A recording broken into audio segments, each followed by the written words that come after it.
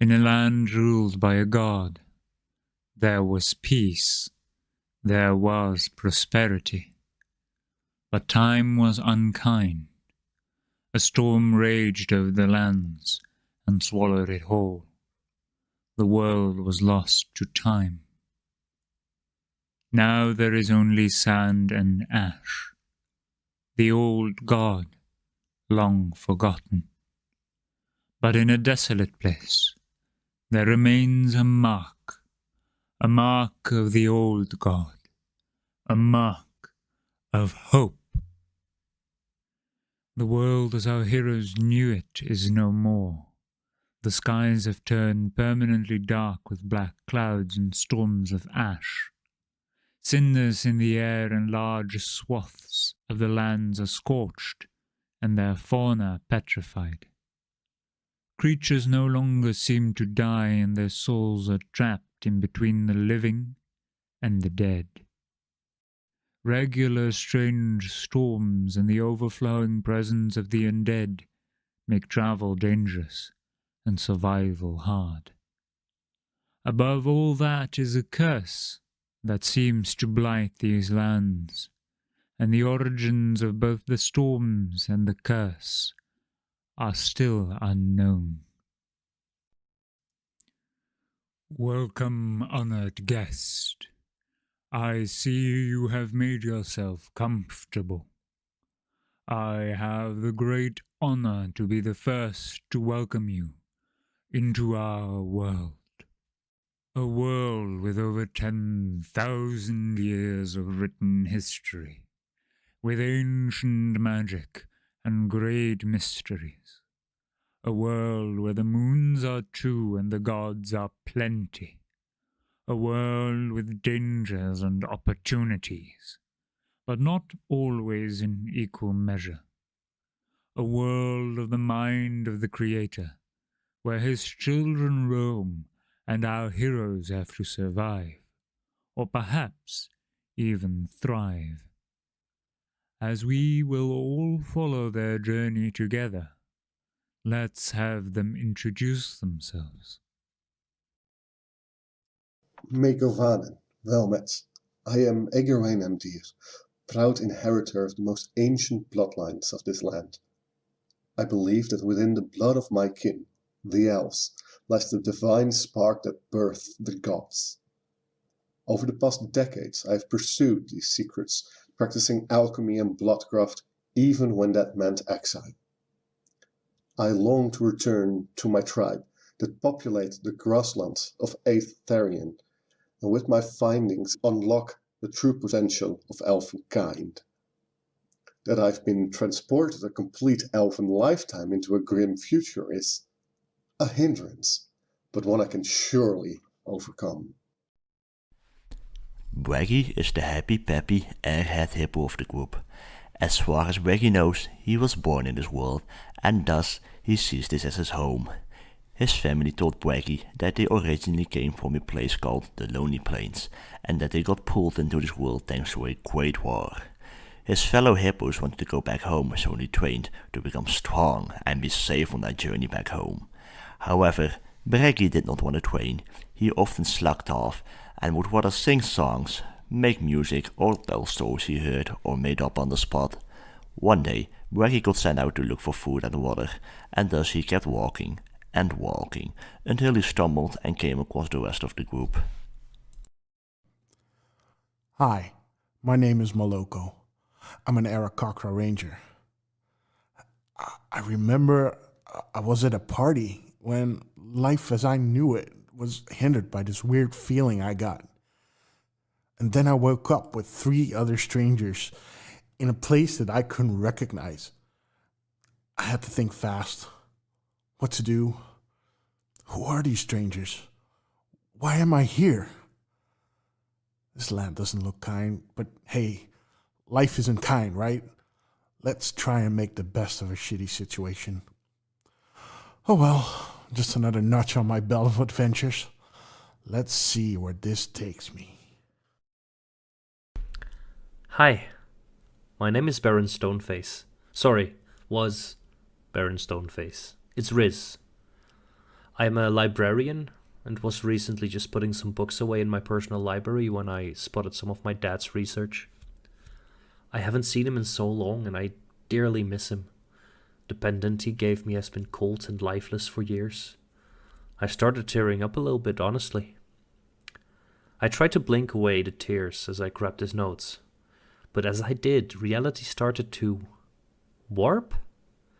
I saw my library, my home, and everything I had tear away, smear across my vision and dissipate. In a panic, I changed from my true form into the author, Baron Stoneface, a dwarf who wrote Enduring Polite Society, Table Manners for Dwarves.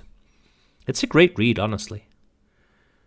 I woke up in a crater in a different world, with 3 kind strangers. My pendant was warm to the touch. What in Ayun's name is going on? In a time before a storm, in a land ruled by a god, there was peace, there was prosperity. But time was unkind. A storm raged over the lands and swallowed it whole. The world was lost to time. Now there is only sand and ash, the old god, long forgotten. But in a desolate place, there remains a mark of the old god, a mark of hope. The world as our heroes knew it is no more.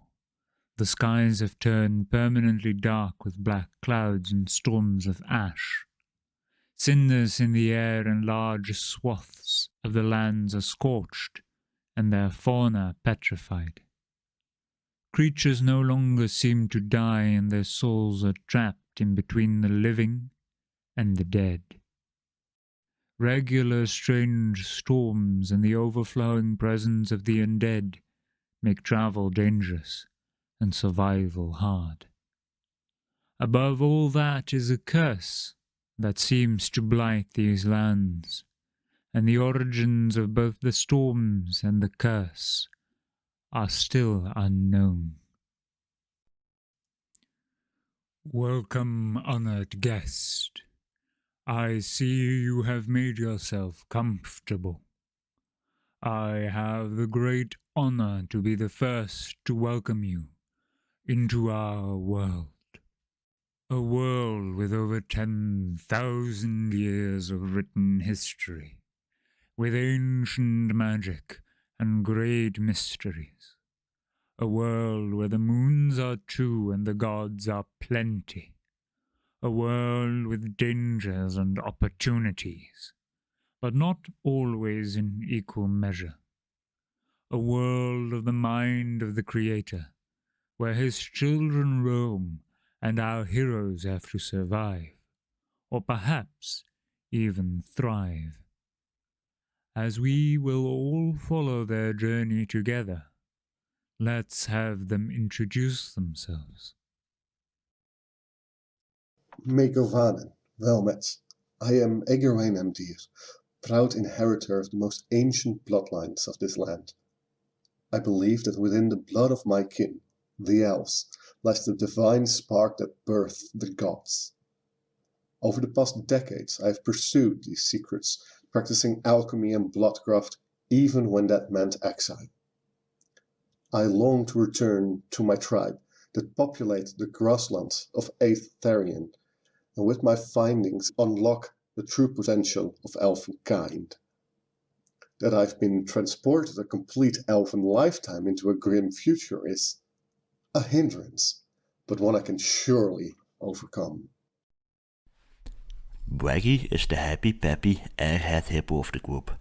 As far as Waggy knows, he was born in this world, and thus he sees this as his home. His family told Waggy that they originally came from a place called the Lonely Plains, and that they got pulled into this world thanks to a great war. His fellow hippos wanted to go back home, so they trained to become strong and be safe on their journey back home. However, Waggy did not want to train. He often slacked off and would rather sing songs, make music, or tell stories he heard or made up on the spot. One day, Braggy got sent out to look for food and water, and thus he kept walking and walking until he stumbled and came across the rest of the group. Hi, my name is Moloko. I'm an Arakakra ranger. I remember I was at a party when life as I knew it was hindered by this weird feeling I got. And then I woke up with 3 other strangers in a place that I couldn't recognize. I had to think fast. What to do? Who are these strangers? Why am I here? This land doesn't look kind, but hey, life isn't kind, right? Let's try and make the best of a shitty situation. Oh well, just another notch on my belt of adventures. Let's see where this takes me. Hi, my name is Baron Stoneface. Sorry, was Baron Stoneface. It's Riz. I'm a librarian and was recently just putting some books away in my personal library when I spotted some of my dad's research. I haven't seen him in so long and I dearly miss him. The pendant he gave me has been cold and lifeless for years. I started tearing up a little bit, honestly. I tried to blink away the tears as I grabbed his notes, but as I did, reality started to warp? I saw my library, my home, and everything I had tear away, smear across my vision and dissipate. In a panic, I changed from my true form into the author, Baron Stoneface, a dwarf who wrote Enduring Polite Society, Table Manners for Dwarves. It's a great read, honestly. I woke up in a crater in a different world, with 3 kind strangers. My pendant was warm to the touch. What in Ayun's name is going on? In a time before a storm, in a land ruled by a god, there was peace, there was prosperity. But time was unkind. A storm raged over the lands and swallowed it whole. The world was lost to time. Now there is only sand and ash, the old god, long forgotten. But in a desolate place, there remains a mark of the old god, a mark of hope. The world as our heroes knew it is no more. The skies have turned permanently dark with black clouds and storms of ash. Cinders in the air and large swaths of the lands are scorched, and their fauna petrified. Creatures no longer seem to die, and their souls are trapped in between the living and the dead. Regular strange storms and the overflowing presence of the undead make travel dangerous and survival hard. Above all that is a curse that seems to blight these lands, and the origins of both the storms and the curse are still unknown. Welcome, honored guest. I see you have made yourself comfortable. I have the great honor to be the first to welcome you into our world. A world with over 10,000 years of written history, with ancient magic and great mysteries. A world where the moons are 2 and the gods are plenty. A world with dangers and opportunities, but not always in equal measure. A world of the mind of the Creator, where his children roam and our heroes have to survive, or perhaps even thrive. As we will all follow their journey together, let's have them introduce themselves. Megovanen, Welmet. I am S1E13, proud inheritor of the most ancient bloodlines of this land. I believe that within the blood of my kin, the elves, lies the divine spark that birthed the gods. Over the past decades I have pursued these secrets, practicing alchemy and bloodcraft even when that meant exile. I long to return to my tribe that populate the grasslands of Aetherian, and with my findings unlock the true potential of elfenkind. That I've been transported a complete elven lifetime into a grim future is a hindrance, but one I can surely overcome. Waggy is the happy-peppy airhead hippo of the group. As far as Waggy knows, he was born in this world, and thus he sees this as his home. His family told Waggy that they originally came from a place called the Lonely Plains, and that they got pulled into this world thanks to a great war. His fellow hippos wanted to go back home, so they trained to become strong and be safe on their journey back home. However, Waggy did not want to train. He often slacked off and would rather sing songs, make music, or tell stories he heard or made up on the spot. One day, Waggy got sent out to look for food and water, and thus he kept walking and walking until he stumbled and came across the rest of the group. Hi, my name is Moloko. I'm an Arakakra ranger. I remember I was at a party when life as I knew it was hindered by this weird feeling I got. And then I woke up with 3 other strangers in a place that I couldn't recognize. I had to think fast. What to do? Who are these strangers? Why am I here? This land doesn't look kind, but hey, life isn't kind, right? Let's try and make the best of a shitty situation. Oh well, just another notch on my belt of adventures. Let's see where this takes me. Hi, my name is Baron Stoneface. Sorry, was Baron Stoneface. It's Riz. I'm a librarian and was recently just putting some books away in my personal library when I spotted some of my dad's research. I haven't seen him in so long and I dearly miss him. The pendant he gave me has been cold and lifeless for years. I started tearing up a little bit, honestly. I tried to blink away the tears as I grabbed his notes, but as I did, reality started to warp? I saw my library, my home, and everything I had tear away, smear across my vision and dissipate. In a panic, I changed from my true form into the author, Baron Stoneface, a dwarf who wrote Enduring Polite Society, Table Manners for Dwarves. It's a great read, honestly. I woke up in a crater in a different world, with 3 kind strangers. My pendant was warm to the touch. What in Ayun's name is going on? In a time before a storm, in a land ruled by a god, there was peace, there was prosperity. But time was unkind. A storm raged over the lands and swallowed it whole. The world was lost to time. Now there is only sand and ash, the old god, long forgotten. But in a desolate place, there remains a mark of the old god, a mark of hope. The world as our heroes knew it is no more. The skies have turned permanently dark with black clouds and storms of ash. Cinders in the air and large swaths of the lands are scorched, and their fauna petrified. Creatures no longer seem to die, and their souls are trapped in between the living and the dead. Regular strange storms and the overflowing presence of the undead make travel dangerous and survival hard.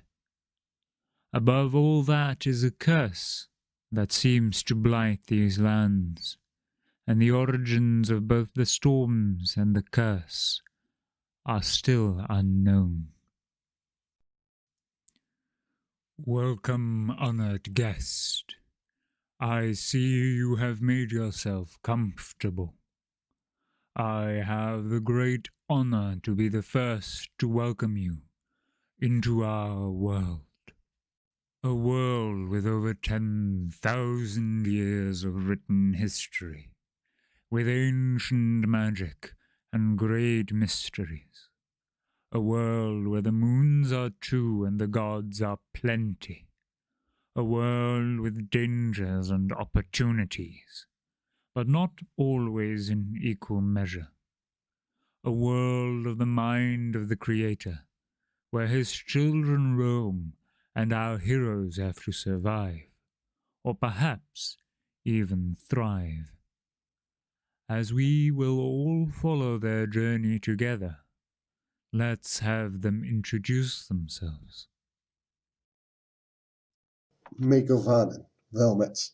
I am S1E13, proud inheritor of the most ancient bloodlines of this land. I believe that within the blood of my kin, the elves, lies the divine spark that birthed the gods. Over the past decades I have pursued these secrets, practicing alchemy and bloodcraft even when that meant exile. I long to return to my tribe that populate the grasslands of Aetherian, and with my findings unlock the true potential of elfenkind. That I've been transported a complete elven lifetime into a grim future is a hindrance, but one I can surely overcome. Braggy is the happy-peppy airhead hippo of the group. As far as Braggy knows, he was born in this world, and thus he sees this as his home. His family told Braggy that they originally came from a place called the Lonely Plains, and that they got pulled into this world thanks to a great war. His fellow hippos wanted to go back home, so they trained to become strong and be safe on their journey back home. However, Braggy did not want to train. He often slacked off and would rather sing songs, make music, or tell stories he heard or made up on the spot. One day, Braggy got sent out to look for food and water, and thus he kept walking and walking until he stumbled and came across the rest of the group. Hi, my name is Moloko. I'm an Arakakra ranger. I remember I was at a party when life as I knew it was hindered by this weird feeling I got. And then I woke up with 3 other strangers in a place that I couldn't recognize. I had to think fast. What to do? Who are these strangers? Why am I here? This land doesn't look kind, but hey, life isn't kind, right? Let's try and make the best of a shitty situation. Oh well, just another notch on my belt of adventures. Let's see where this takes me.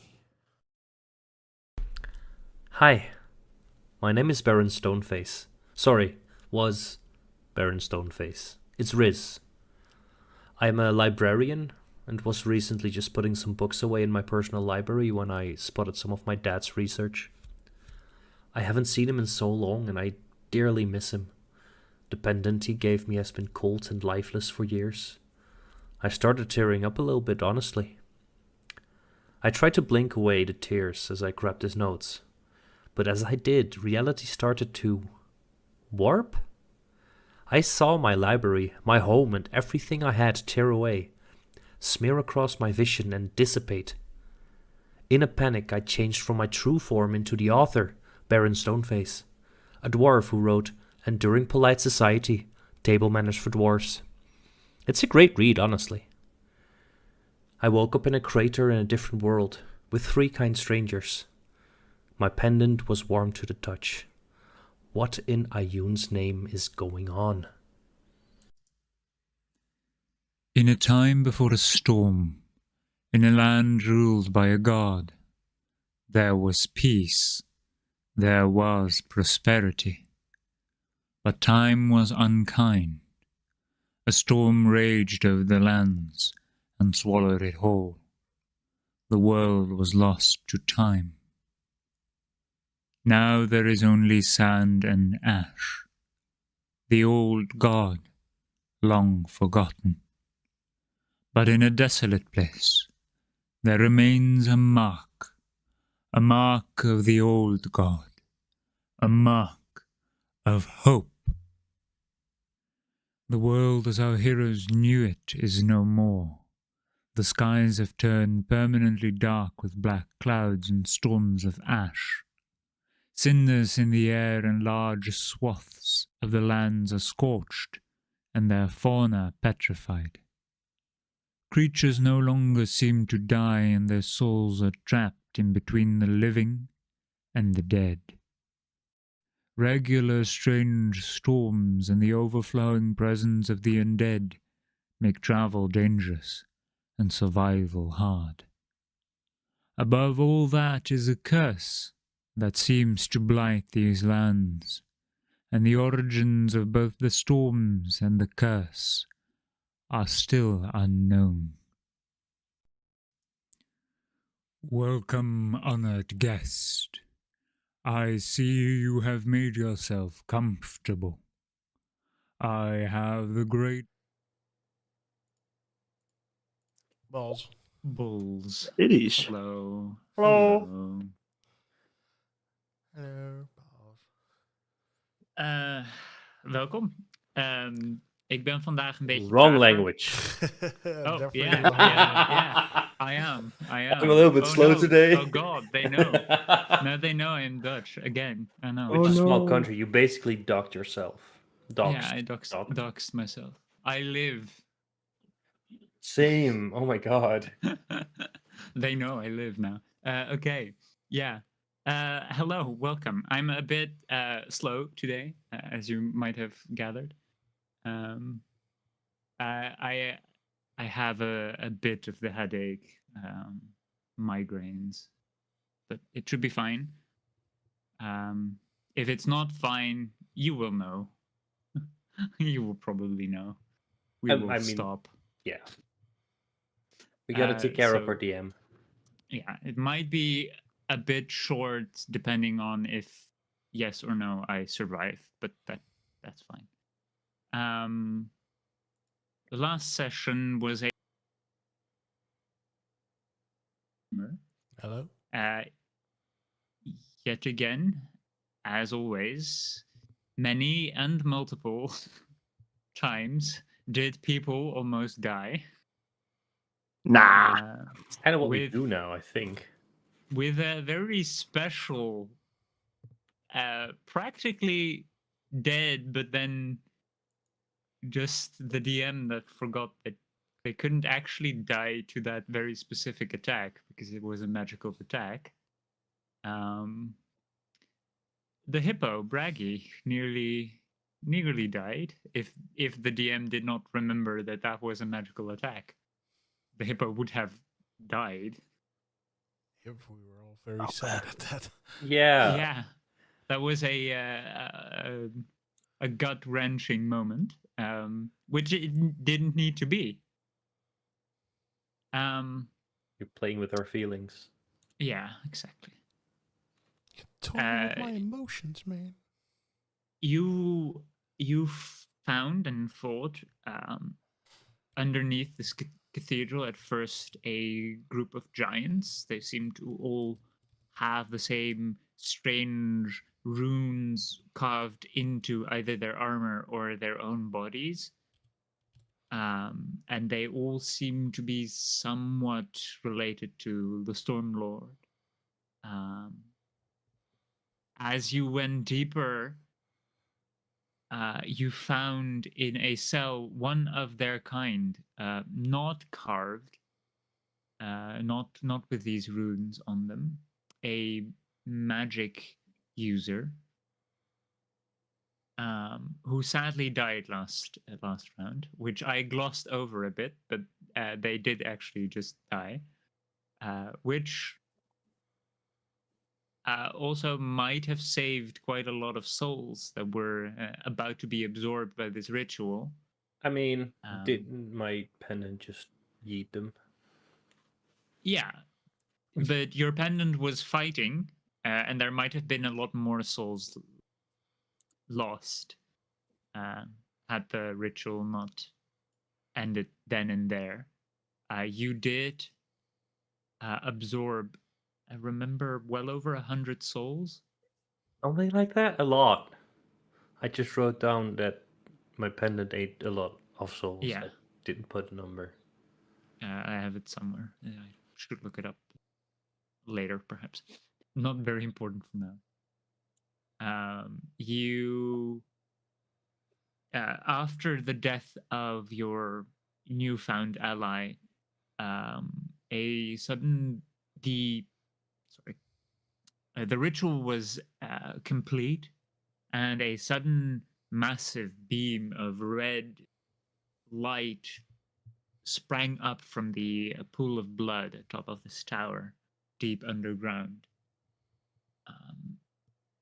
What its effects are, you don't quite know yet, but you were almost, or Riz was almost dragged into it when he stood too near to it. But its current effects are unknown, and it is still active. The battle has ended. There are still 2 armors that haven't been activated, as far as you know, and there is one that is only in that state for 10 minutes. So he's paralyzed for 10 minutes currently. Is it still because her ally died? Because I think that was an allied spell, right?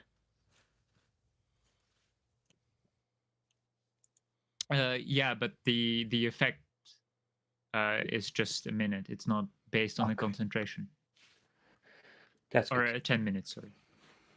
So I'll just fly up to it and. Okay.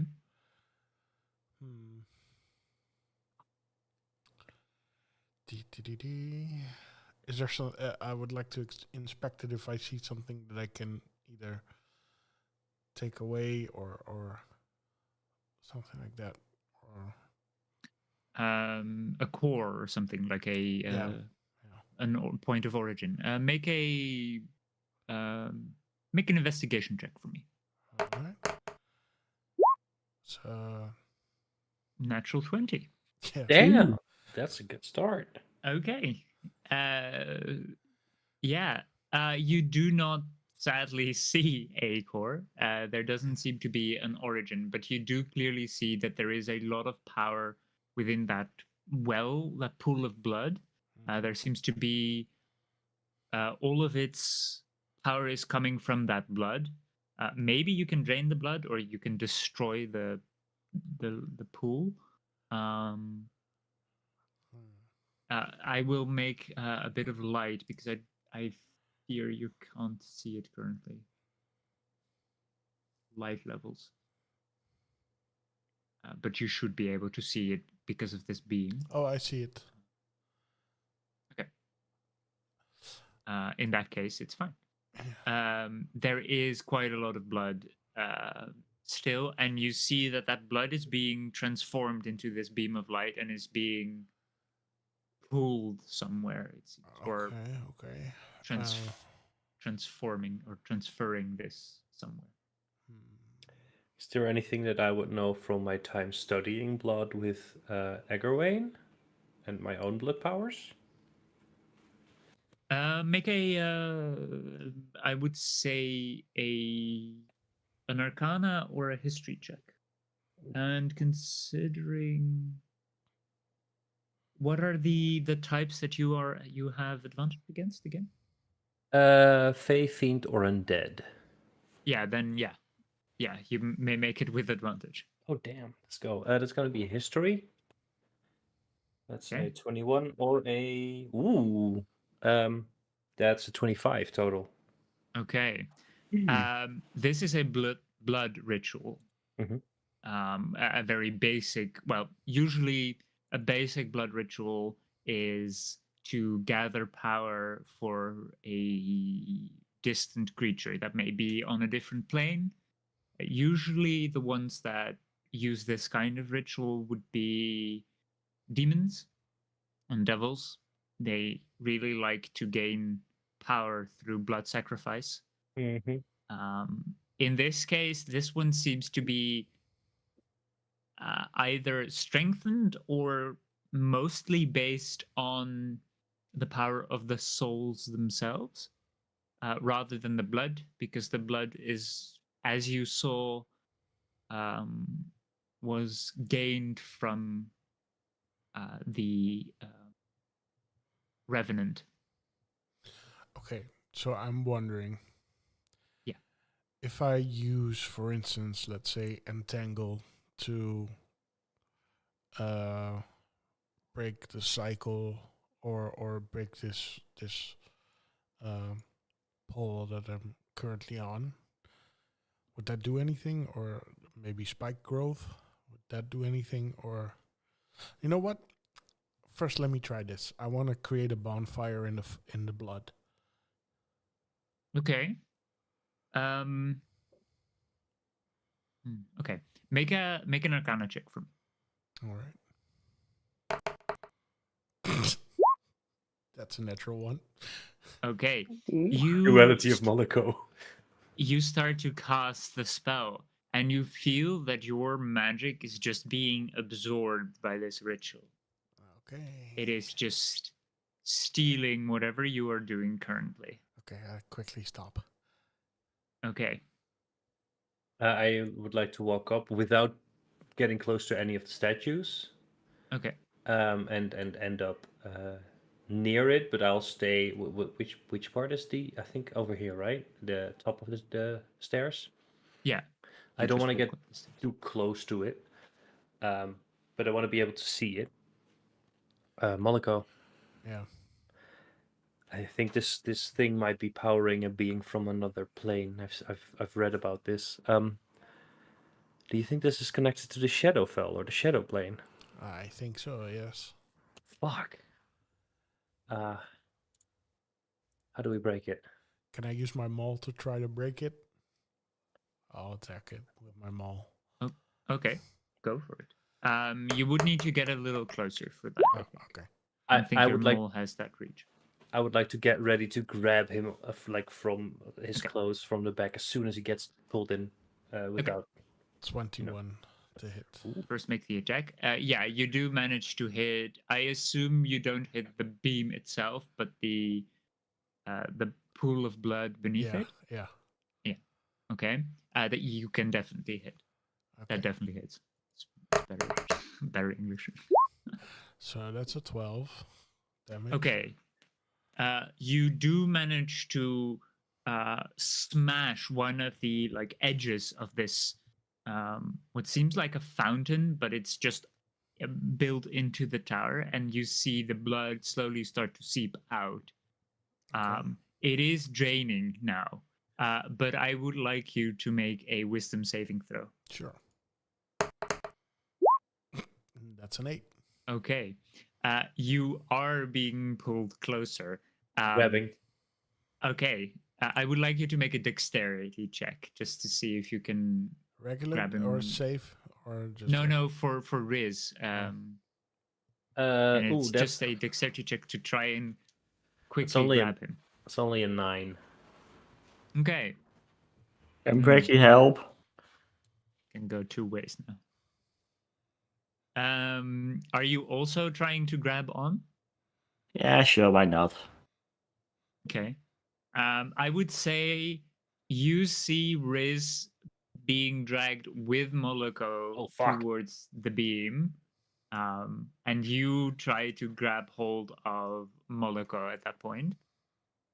I would like you. You probably will. You will easily be able to grab Moloko. You saw it happen. But I would like you to make a strength check to try and combat this pull. At regular strength? Or Yeah, just regular stick. is it Or 20? Or athletics if you have. Maybe better. I'll athletics just in case we can still use the 20 otherwise. Sure. Yeah. Sure. Yeah, I'm gonna use that. I'm gonna use that 20. Okay. With a 20, you do manage to grab both of them. I would say because you did get pulled like right to the center of it, Moloko, you do take 4 points of force damage as you feel parts of your feathers are being pulled from their like your plumage is being pulled from your bone. I don't know. From your wings. Plumage. and you are starting to get like that same feeling of being spaghettified that you've had before, Yeah. but this time a very much more malignant version of it. But you are pulled out Okay. from its range. No. It's still trying to pull back at you, but I'd say at this point you would have you're out of immediate danger. Okay, then I'm going back here, and I will take up my bow. Wait. Idea. I have an idea. Oh, sure. Okay. What if we use magic on like not the actual pool, but like the base of the pool to make it weaker, and then try to attack it, so it can shatter. Becky was thinking of just loading an abundant amount of spaghetti into it so it sucks up all the moisture. I want to see. I want to see that. Let's. I back way the fuck up, but I Okay. will let it happen. Like I will go down and near the stairs again. Okay. I will guess Becky just starts throwing spaghetti. You just throw it at it. And like in the pool of blood, so hopefully Okay. it will suck up the moisture, aka the blood. Okay. I would say this will take a while if you want to fill the pool with spaghetti, because you can you can get a handful of spaghetti at a time to throw. So it takes you quite a while, and there is still one potentially active armor. Oh right, which one was that? This one. You would Yes. you would probably not know, but it's fine. It is that one. No, I would not know. I mean, you but- might have noticed that it definitely. You probably would have noticed that it is standing in a different place from where it started. So maybe. I mean, Becky's still gonna start throwing spaghetti at it anyway. Make a roll of fate die for me, just a d20. I love fate dice. Roll for spaghetti. Oh! Oh, there Okay. you go. At 20. Okay, that's a bit funny. Sorry. You throw spaghetti and you suddenly just start to chuck more and more, and your handfuls of spaghetti are just clogging up like a toilet is clogged up after just dumping a shitload of spaghetti into it. And you see the beam starts to flicker and waver, and it just collapses in on itself and it shatters. I would like anyone within 30 feet of it, so that is Yeah, Me that's for me. sure. both you and Moloko. And I would say probably because the height doesn't matter. Yeah, also the armor. All the armors, I believe. 10, 20, 30. Yeah, all the armors need to make a dexterity saving throw. How does an armor that's paralyzed make a dex save? That is with they fail. 18. Ooh. They 19. just straight up fail. But the others are can, I believe, because they're not paralyzed. They're just yeah, no, they can. Oh, fuck. They both make it as well. Yeah. 18, 19, you both make it as well. Okay, that is still some damage. Some force damage. As all the energy comes rushing out, and this red beam suddenly, as it flickers and just patters apart, you can see what seems to be lightning coursing through it. But it is still force damage. Which halved is 11 points of force damage. Wow. That's a lot of force. Oh. That's a lot of force, buddy. This one is dead. Is shattered by it. Because he failed. But these are suddenly awoken by this damage. I would like Oh, all of you no. Oh, no. to roll Roll initiative. No. I just had another But thought.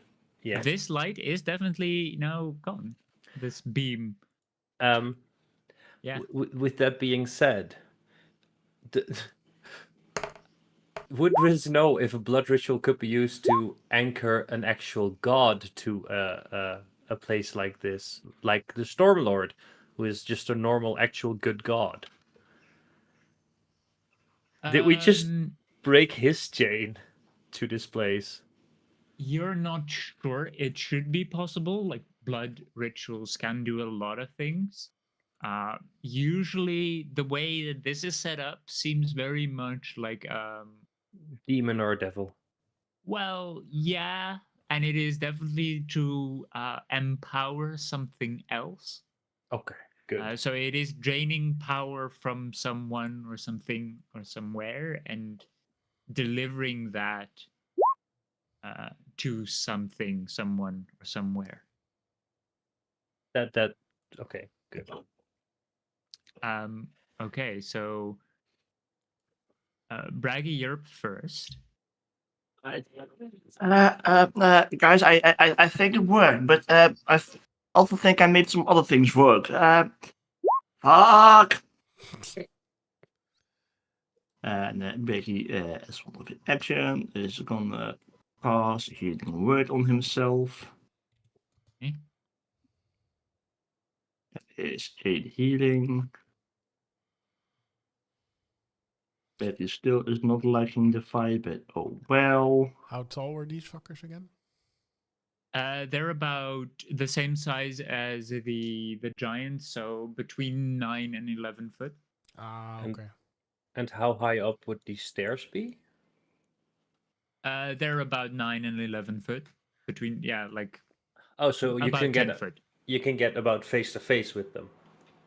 Yeah, halfway up the stairs would be like 3/4 up the stairs would be face to face.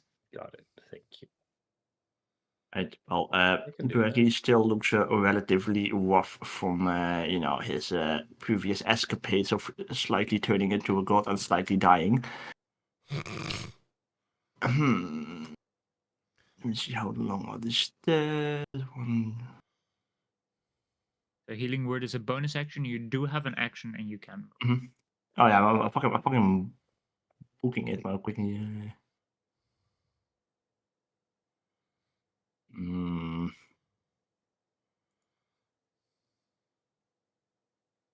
What else can I do? Would you allow me to jump halfway, like from someone I'm like halfway the stairs, just like jump down without taking damage, or? Well, halfway down the stairs is about 15-foot drop. So Yeah, you would still take damage. yeah, I was gonna say let's not do that. Just walk the other way. Walk this way. Go towards here. You can move and then use your action to dash to move further if you want. Yeah, honestly, fuck it. Let's do that. 1, 2, 2, 3, 5, 10, 15, 20, 25, 30. And does dash also take me the same distance, or? No, the stairs are the go down the other way. Like Wait, yeah. this is the I don't know. Yeah, this is the well, 5, 10, This is 15, the way that the stairs go down. 20, 25, 30. And how far does dash take me the full 30 feet again, or only half? Yeah. No, the full 30 feet. Okay. 5, 10, 15, 20, 25, 30. Okay. And that's Becky's action. It is now their turn. And they have very slow movement. It's 5, 10, 15.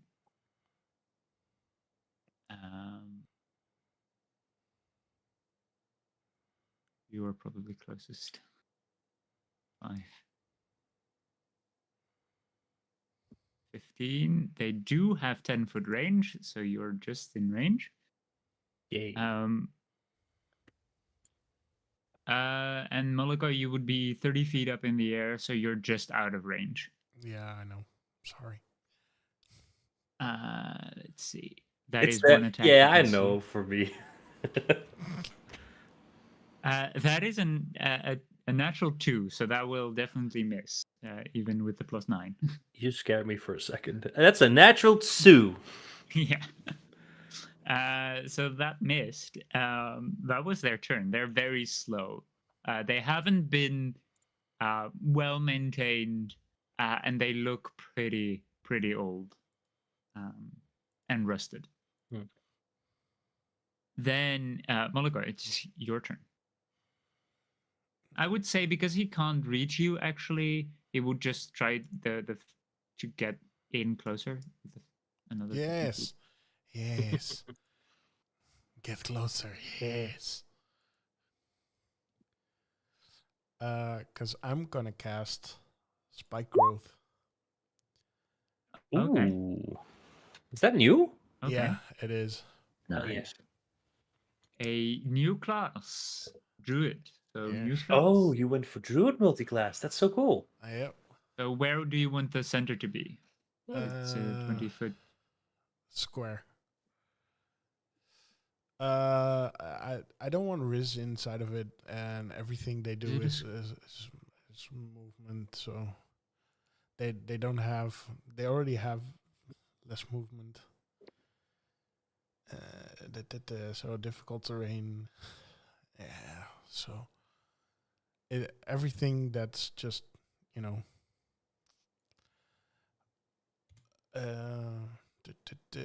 yeah, something like that. But without my friend in there. Yeah, That one. like that. Appreciate it. Welcome. Okay. So you can still run up the stairs. Okay. Good to know. I was not prepared for spike growth, so I don't have a way to show that there is actually a spike growth there. We can draw it if you want. You just freehand some green stuff in there, like yeah. boop, boop, boop, boop, boop, boop, boop, boop, Some boop. green beans. Is this very ugly? It is, isn't it? Beautiful. It's a little bit bigger than that, but oh, that's even better. I've not like to. I've got it. No worries. Yeah, sure. We'll use that. Boop, boop, boop, boop, boop, boop, boop, boop, boop. And, It's a shame Okay. that they can and, see this. As a free interaction, I will taunt them. Hey, come towards Okay. me. Wrong campaign, wrong character. Let me check if they can actually hear. They. Well, I tap him on the shoulder or something. Free interaction with her. Well, you're too far away to tap. If I swoop down? Yeah, but then if you want to move away, they get an attack of opportunity. True. Definitely.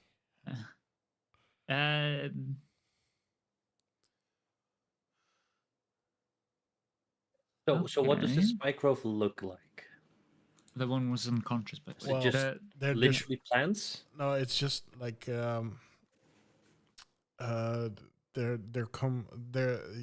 when you see out of the stone coming some hard sprouts like bamboo, but with points towards it, so it becomes rough terrain, and the bamboo shoots out like. I see what you did there. That was nice. Yeah. Okay. Do you move away or do you stay there? No, I in the stay air, there. safe. Okay. Yeah. Then it is Riz's turn. With the Hope of the Lost one, I also have 10 feet reach. So you do. without stepping into the spike growth, I look at Moloko, so nice, and I try to hit the one closest to me. Okay, go for it. That's a natural one. Guess not. Okay. Anything shit. So that's great. Yeah. And I still only have one attack per turn. So I would like to use my bonus action to disengage and run the full 30 feet up the stairs. Okay. Yeah. Um, I just kind of trip, almost fall into the bamboo shoots, and just, oh fuck! And then I just run away, which I think takes me up about here. Would you allow me to stand perfectly still? For a bonus action, yeah. No, bonus action was to disengage. I don't know if Okay. the. Yeah. No, but perfectly standing still, you can use it to hide. Oh, when I don't move on my turn at all. Never mind. Yeah. I read it wrong. Yeah, Yeah. that's my turn. Sorry.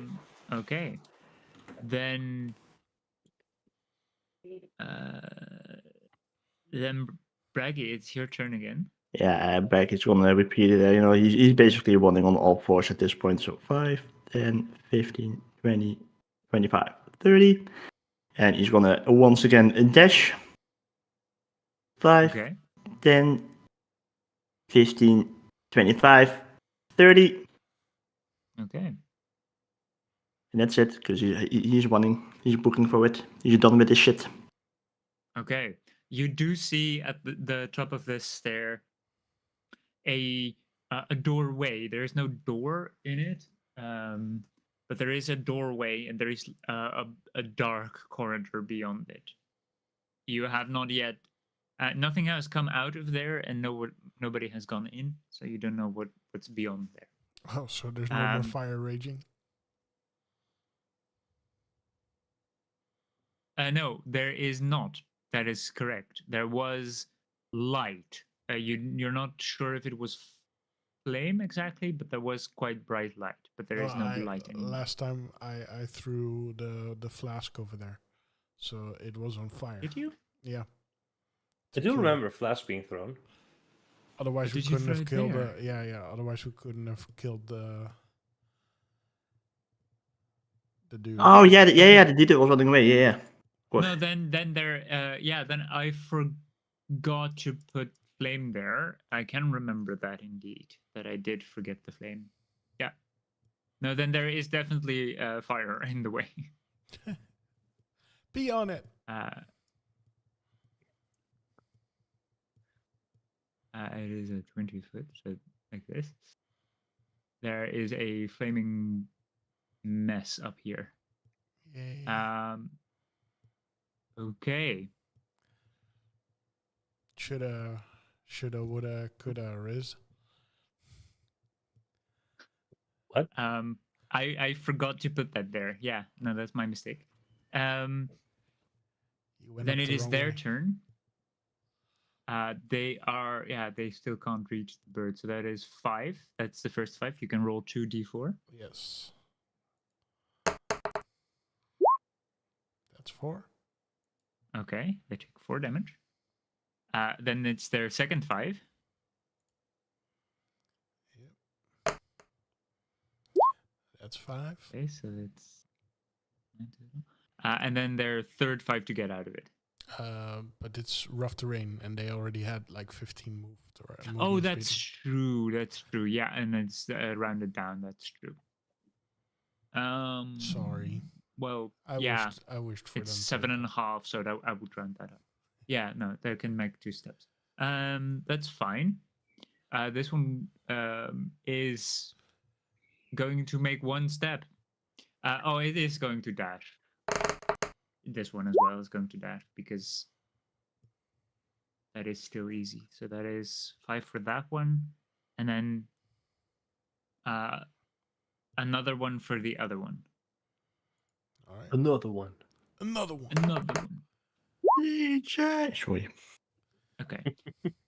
So that is 11, and the other is 9. No, this 6 is for the very first one. Oh, okay. Because he dashed, so he can use like his normal 15 became 30, so he can use 15. Okay. And this one is still going to make 1 more step, but can't dash because there is another giant in the way. So one more. Just one more. Another 6. Okay, great. They have been injured by the plants on the ground. Even though they're massive giants, that seems to still be harming them. You're a thorn in their foot. Yeah. Then, Moloko, it is your turn. Alrighty. I will go up here. No, wait, up here. And I will cast Thunderclap. So I believe that's, let's see. Each creature within range other than you must succeed. Yeah. So A thunderclap is within 5 feet, right? yeah. So Then, yeah. Okay. They need a what? Was it a Constitution? yeah. Oh, DC usually 15. they're good at it, but this one is failing terribly. That is a 5. Well, that sucks. It takes 6. Yes. And that is thunder damage. Check real quick. No, that's fine.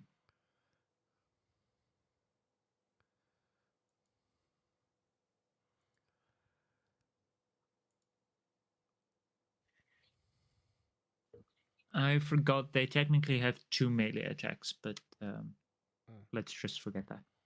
Oh, you can roll another one on me. That's fine. That is a 20 to hit. That hits. Not a natural 20, but a dirty. I was very scared for a second. Again, please stop doing that. Don't try to kill us. I mean, we get the benefit of the doubt if we forget something, so you should too. Yep. That is that is 11 bludgeoning. Roll pretty well. Oh. Ow. All right, I regret everything. Sorry, I said bludgeoning, but I meant slashing. That does not matter. Well, just in case. It is a sword, so Could have been Today, piercing for I'm- all they cared. Today I'm not a barbarian, so it doesn't matter. that is okay. Very well. Then, Riz, it is your turn. There is flame atop, hanging over the bottom part as well. I remember Braggy being very Slightly- hurt, and slightly it seems like there's an exit that way, or I will. You can see it through the sea of flames. Through the fire and the flames.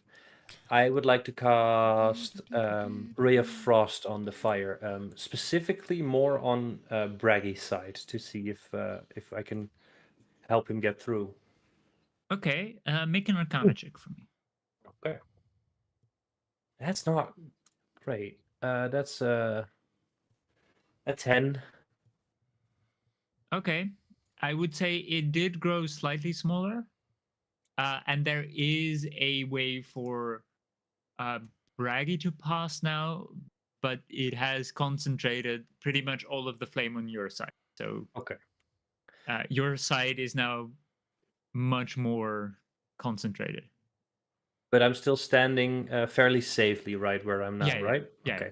I would like to use my bonus action to hide to see if I go invisible. Okay, go for it. Natural 20. Ooh. Plus yeah, 6. you are very much invisible to everything. Even I don't You see can, you. yeah, even Monica. In last session, the only one who kept seeing you was Monica. Was Monica. But that's not last session. That's every session. Let's be fair. Yeah, well, you have had some sessions where Yeah, you were that's pretty much True. invisible. It Like worked 2 or once 3 very- times. Once Yeah. while you were standing right in front of me, I think. But also, I tried that and you just said, dude, what are you doing? All right, that's my turn. You are very much invisible. Okay. But Oh, they have Bad like then. tremor sense or something. they have blind sight. God damn. You are within the range of the blind sight. You're They can with me. just they feel your heat probably. That's how I would explain it, because otherwise, how the fuck? It's not as if they make sound. It's I not mean- echolocation. They're statues, right? They have magically enhanced sight because they don't actually have eyes. Yeah, but why? How exactly would that be then? Magic. Yeah. Okay. Sure. When you That's can't explain fine. it, it's magic. This one was technically outside of the range. Yes. 5, 10, 15. That is within 10 foot of you. So he will try to strike at you, and he has blind sight. You have blind. I mean, you do. I do. I know where everything is. That is not that great. That is only a 14 to hit. That does not hit. Second attack. Yeah, That is even worse. That is only a 9 to hit. that's good. And no, sorry, a 10, because, well, it's a natural 1, by the way, so it Ooh. misses completely. I don't see any reason for it to do anything weird with that natural 1. I didn't either. So This one is going to go for the bird that has come closer for the magical clap. Yay. So he's going to try to swipe at you. That is a dirty 20. All right. Yeah, that hits. That is 7 slashing damage. All right. Taken. Tries to clip your wing. Second attack. That's not that great. That's a 15 to hit. No. Not gonna work. Okay. It just misses wildly as you, mid-air, do like a barrel roll to dodge the second attack. do a barrel. Do a barrel. Wee. That was their turn, so now it is your turn. Hey. I will Hey. create. Wait, Wait, yeah, I was gonna say, is I my forgot. turn or? I Yeah. did forget Braggy. Yeah. I'm Best sorry. Right. Alright, Braggy sees indeed his opportunity, and he was really walking through, so 5, 10, 15. Okay. No, I have a quick. I don't know if you will allow me to, but would you allow Braggy to cast Thunderwave on? Like, I know it's like technically on the wall, but can you like stand half in the doorway and push it like down the ledge so it's like safe for like Wiz to like travel travel across as well? Okay, so you're trying to extinguish the fire by Yeah, because it's like thunder waving it.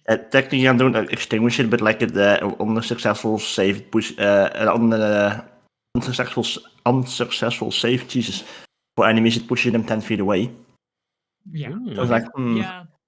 I would allow you to make an Arcana roll for it to try and manipulate your spell in such a way that it might vibrate the flames away. Yeah. Because that's basically what you're asking me. Okay, yeah, he probably just said this. He probably just crumbles a bit on the wall and that's it. I am going to make it slightly worse. You are. Oh, you're gonna fan pushing the it. flames. Yeah, you're pushing it closer and making it bigger. Oh no! Closer to Riz and making it bigger. Oh So no! even harder to pass through there. But I'm not there. You don't see me, so it's fine. No, it's fine.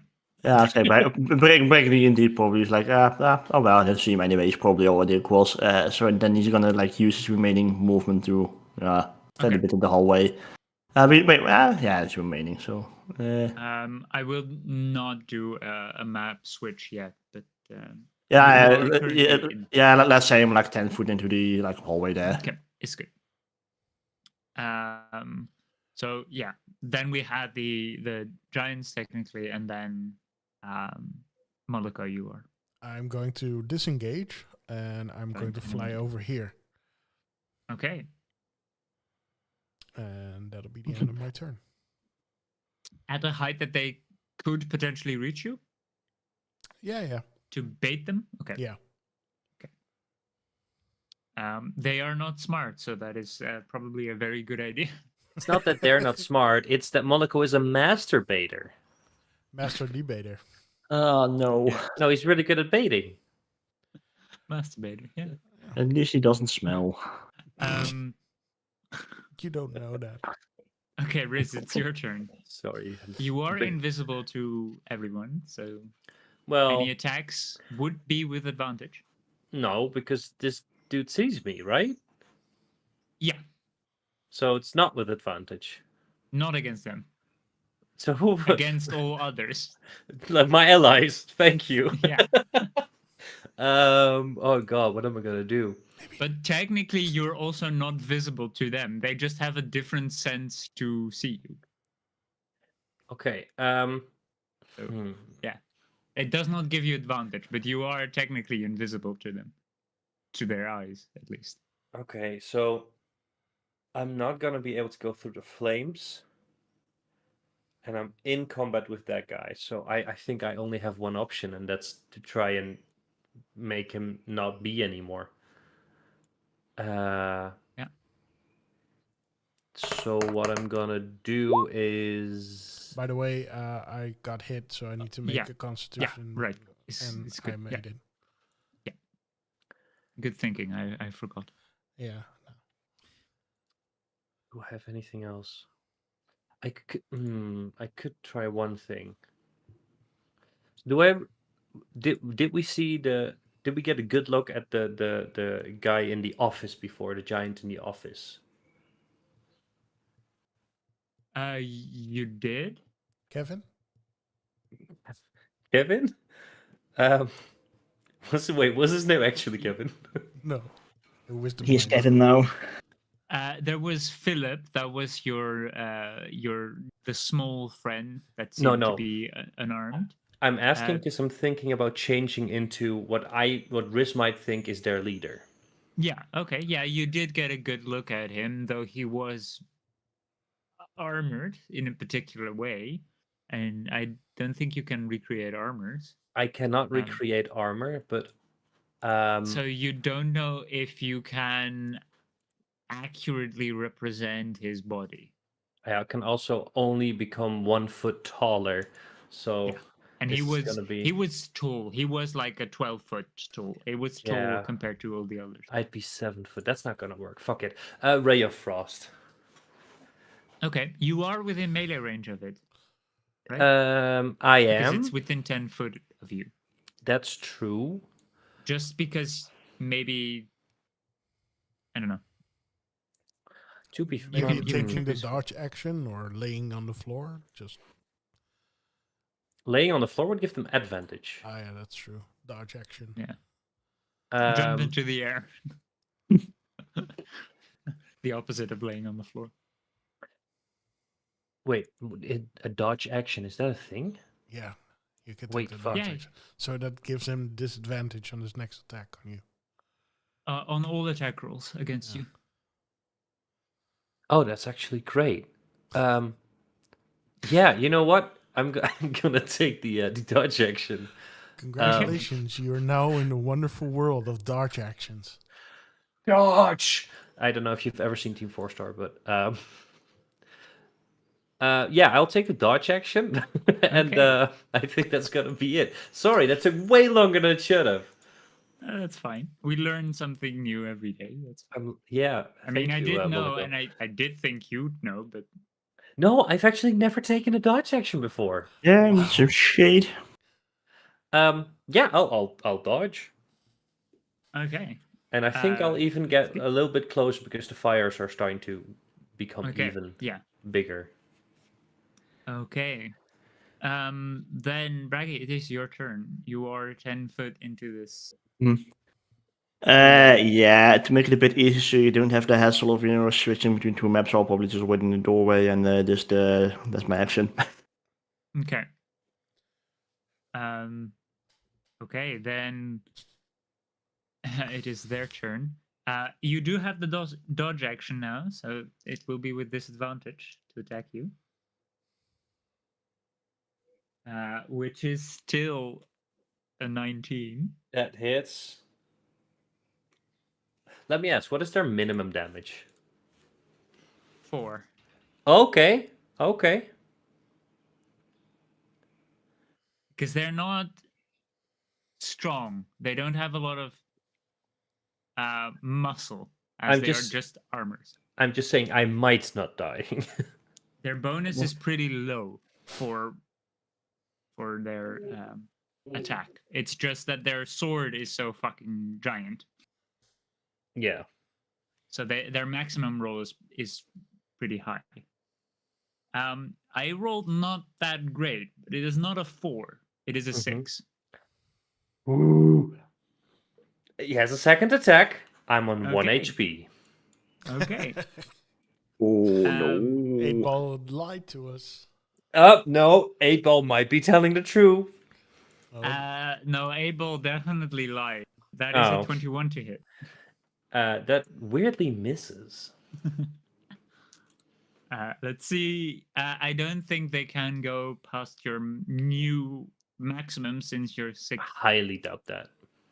6th level, but I'll just give it my best try, and we'll Thank see. you. Yeah, I right? appreciate that. Yeah, no, that is an 11. Slashing Okay. damage. I'm a minus 10 health. Okay. Here we go No. again. That was their turn. No. They are still focused on you. That's 5 foot. All right. So that is damage to them. Yes. Okay. Wow. Whopping 2. Is that 2 ones? Yeah. Yeah, okay. It's on a d4. That's a pretty great chance to roll 2 1. It's greater than on 2 like d20s. Yeah. I mean, Okay, so that is then that is another 5. As they are dashing, they will move 3 spaces, so you can roll 2 more. All right. Okay.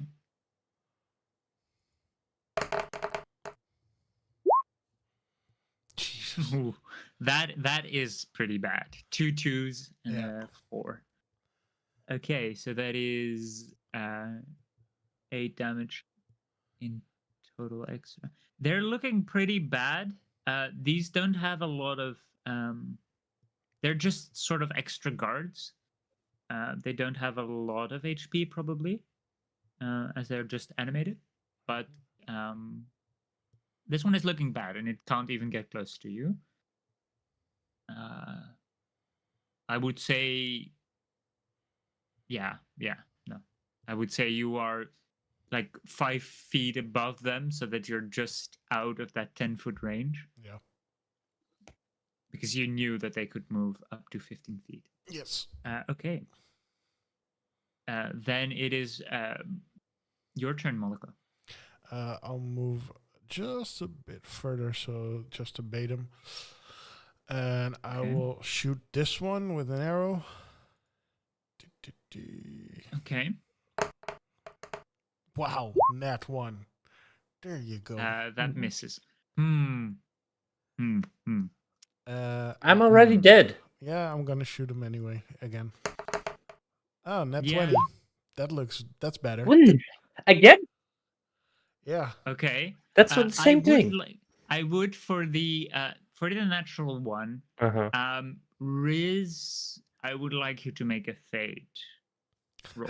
But I'm prone, so he has disadvantage. Yeah. I am going to calculate that, but 14. Still. Okay. Yeah. No, you're fine. Thank you. It just it does come somewhat close, but it just shoots over you in the wall. Okay, a critical hit. That is 12 damage. Yes. 13. It's pretty. 13. Yeah, I'm still not that well. Okay, this one also looks pretty hurt. All right. you had pretty much his left gauntlet just fell off, and he's just wielding this giant sword with only one arm left, but still probably going for the only thing that is technically still breathing. Yes. Wait, is Mulligan or is Braggy not breathing? He's outside of the room and not I mean, visible to them. Yeah, Yeah. yeah, they're outside of their range of sight. Like, Oh, fair. they're technically okay. So just to know, like animated armors, these have 60-foot blind side, and beyond that, they're blind. Like, they can't see beyond that. They just Got don't it. know anything exists beyond that. They got like sonar. Yeah. They have a radar, 60-foot radar, and they There just you go. know where everything is. Okay. Then, Riz, it is your turn. I would like a death save. Shall I roll for you? Oh, I already rolled. Okay, that's fine. Then we take your roll. Okay, and afterwards, I like the idea. That's no, I'm not gonna say it. I'm gonna send it to you. Yeah. Okay, good to know. Then Braggy, it is your turn. Right. Would there? I think Braggy probably would have heard that whistle down, right? Yeah, probably. And Braggy just moves back, so he's like kind of in the frame, so he can see the room again. And he shouts to Monko, "You reckon a healing word would have to do it?" Yeah, I have one. Good. Just go away. Just move, Raggy. I've got this under control.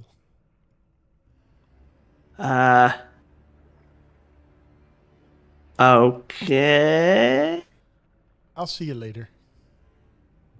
Yeah, okay, but Becky, he's like, he makes like the movement of going away, but like a very slow tiptoe, because and he's gonna cast Shadow on the armor that's standing in the middle of like the thorns. Ooh. Okay. His last remaining level 2 spell slot. Let's go. 1, 2, buck on my shoe. Spell. Quickly look. Constitution saving throw. Okay. That is a dirty 20 for their save. Then it's only half damage. That's 3. Oh, let me quickly roll 3d8. Oh shit! So half. Okay, so 9. 9 indeed. Okay. Well, what? It is a construct, right? True, and this is shatter. Does So that they mean- have disadvantage on the saving throw, and they Yep. take 2. No, they don't let's take see. double damage. We checked No, this just- last time. Yeah, right. Just disadvantage. Yeah, they so just it's only have disadvantage. That was cocked. So yeah, with the disadvantage they fail, and with that amount of damage, they just fall apart. Like, all of their parts just scatter around, and it's now just an armor, roughly for a giant. That one is dead. Bracket just awkwardly puts his thumbs up like, eh? Good job. Good job, Raggy. Okay. Yeah, Then it but- is. I was gonna say Do you Bracky's still gonna. move? Nah, Bracky's gonna stand here because he sees Wiz being like, not very much fighting mode, laying on the ground. Yeah. Slowly You dying. can't actually see Riz, I would say, because there is just flame in front of it. But the fact that you can't see Riz means that he is on the ground or invisible. Exactly. Okay.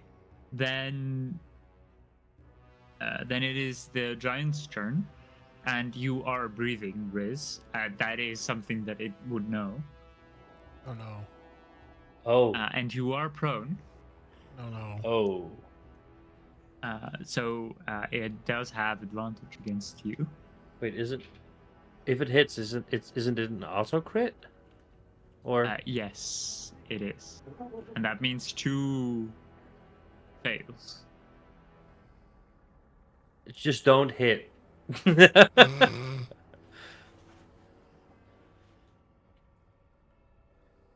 I can't believe this. I'm going to make a photo of this. You're lying. I don't know what you're gonna send me, but you're lying. What is your armor class? It is 16. Okay. Okay. So I made a mistake before. I said +9, but it is a +8.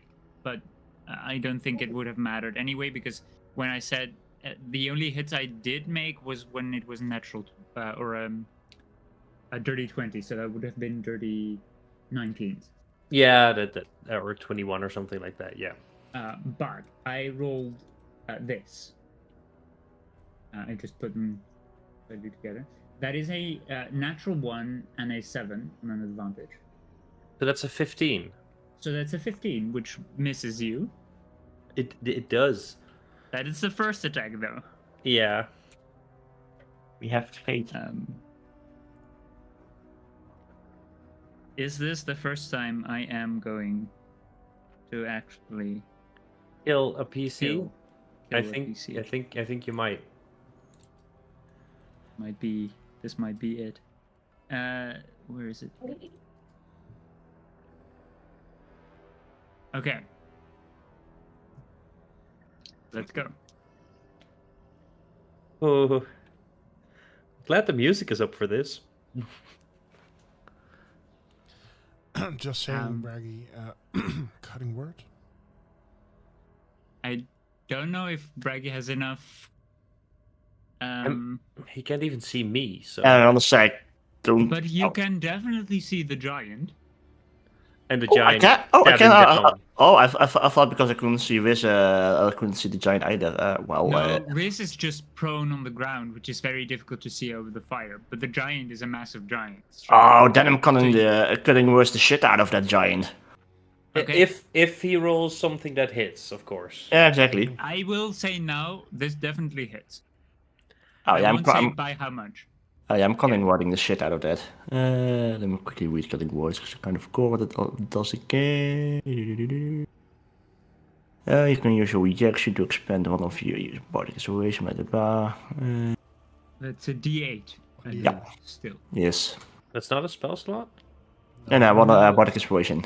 Oh my It's god. one of your bardic inspirations. I don't know how many you used, but I had 3 left, so. okay. That's what you get for having a charisma of 20. Yeah. There right. is a 6. Oh. That's a lot. Okay. Yeah, on a D8, that's quite a lot. But What I'm was your afraid original? Oh no. on a natural 16 plus 8, which is a 24, No, yeah. minus 6 is an 18. Yeah, even an 8 on the D8 wouldn't have cut it. Yeah. Yeah. That's why I said I'm not going to tell you yet what it's going to hit.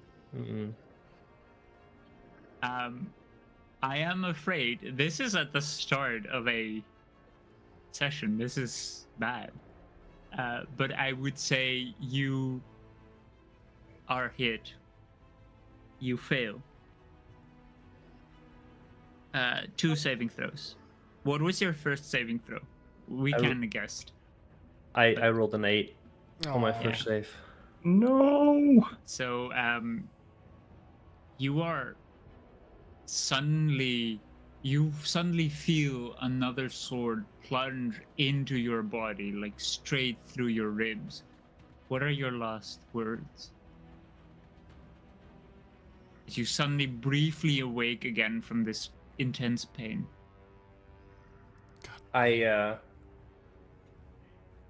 think instead of a word, I will use my last little bit of anything that I have to just rip off my necklace, open my hand and look towards first Moloko in the sky and then Braggy, who are both quite far away, and just mouth the words, "Help him," as I close my eyes and let my final breath leave my lungs. Fuck, if I'd have As known, you I say would have that- used a healing word as a bonus action. Fuck's sakes. Nah, you had it. Yeah. Fuck. As you say that, I would like you to roll a fate die. 16. Yeah, I thought he Okay. was coming for me. Since he said, because I'm the only Yeah. one still breathing. Yeah. Should have known with Sasha, though. Yeah, I am kind of a bastard in this case. Yeah. I mean, Riz was trying faith a lot. I would This- say, Riz, you see the light coming, the tunnel. You know that you're about to die. And you see a specter of your father appear in front of you. As you look at the necklace, it's as if he's coming out of it. And you feel you have a choice. It's either you or the specter. I'm sorry, you're gonna make me choose between me and my dad, who lives? It's your choice. Do you think that this would kill your father, or do you think that your life is more important? And do you think that this might kill your father? Oh, I definitely, like, if this happens, I see my father come through the necklace, and I know in my heart of heart that I have a choice to make. It's my father or me. And I think, oh God, I cannot make that decision. Today, Junior. Sorry. I genuinely no, I genuinely think that he wouldn't make a decision. I don't think Okay. I don't think he has the guts. In to that t- case, as you see the specter of your father, it just lunges towards your throat, and you see it just dissipate in front of you. You are brought back to 1 HP, and you feel intense pain and sadness. A choice has been made for you, and it is probably your father that made it for you. The necklace grows cold, intensely so, and all of the souls are beginning to get rowdy. They're sad and angry and twisted. You can feel their emotions suddenly as new life is pushed into you. And then your necklace just falls completely silent. Still very cold, but silent.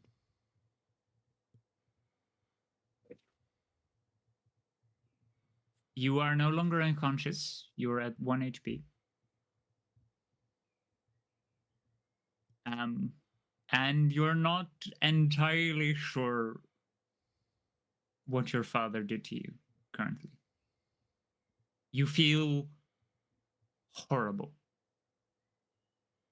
sick, and a lot of pain. You are in a lot of pain. That was their turn. So Moloko, it is your turn. Yeah, Moloko gonna shoot him. Yeah, that definitely they both hit. I don't know what the third one was about, but The first one already just you shoot off like that helmet part, and the rest of the armor just starts to crumble. They only had 6 HP left. for fuck's sakes. And as a bonus action, I cast Healing Word, first level. Riz. Okay. Riz, your eyes are in tears. And you know that he is dead.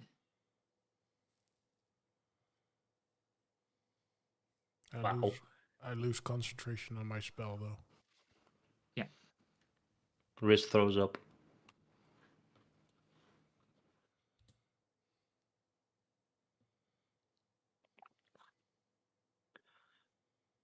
How much?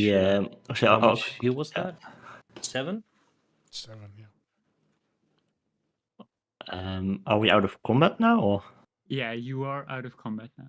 Alright, Braggy just he hears the wizard doing also really like bolting, like straight up bolting. He doesn't know what happened to him. This gives him like a big old hippo hug. You run through the Okay. fire? No, like I walk around as usual. Okay, you walk the other way around. Riz is probably in such a shock that he didn't move for a couple of turns. at No, least. I'm just crying and puking and story-wise giving Braggy a chance to get there before conversation starts. I know, but no. Like Braggy doesn't say anything. He just goes in for the hug. There's a time to speak and there's a time to cry and hug. That's very profound. I would say, Moloko, Mm-hmm. you saw the specter of a figure very similar to Riz come from the necklace. And when the specter entered Riz, Mm-hmm.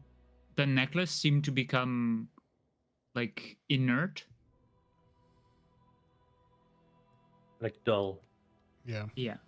Lost its shine. I don't know what just happened. I only know something happened. And it pains me to say, but we need to go.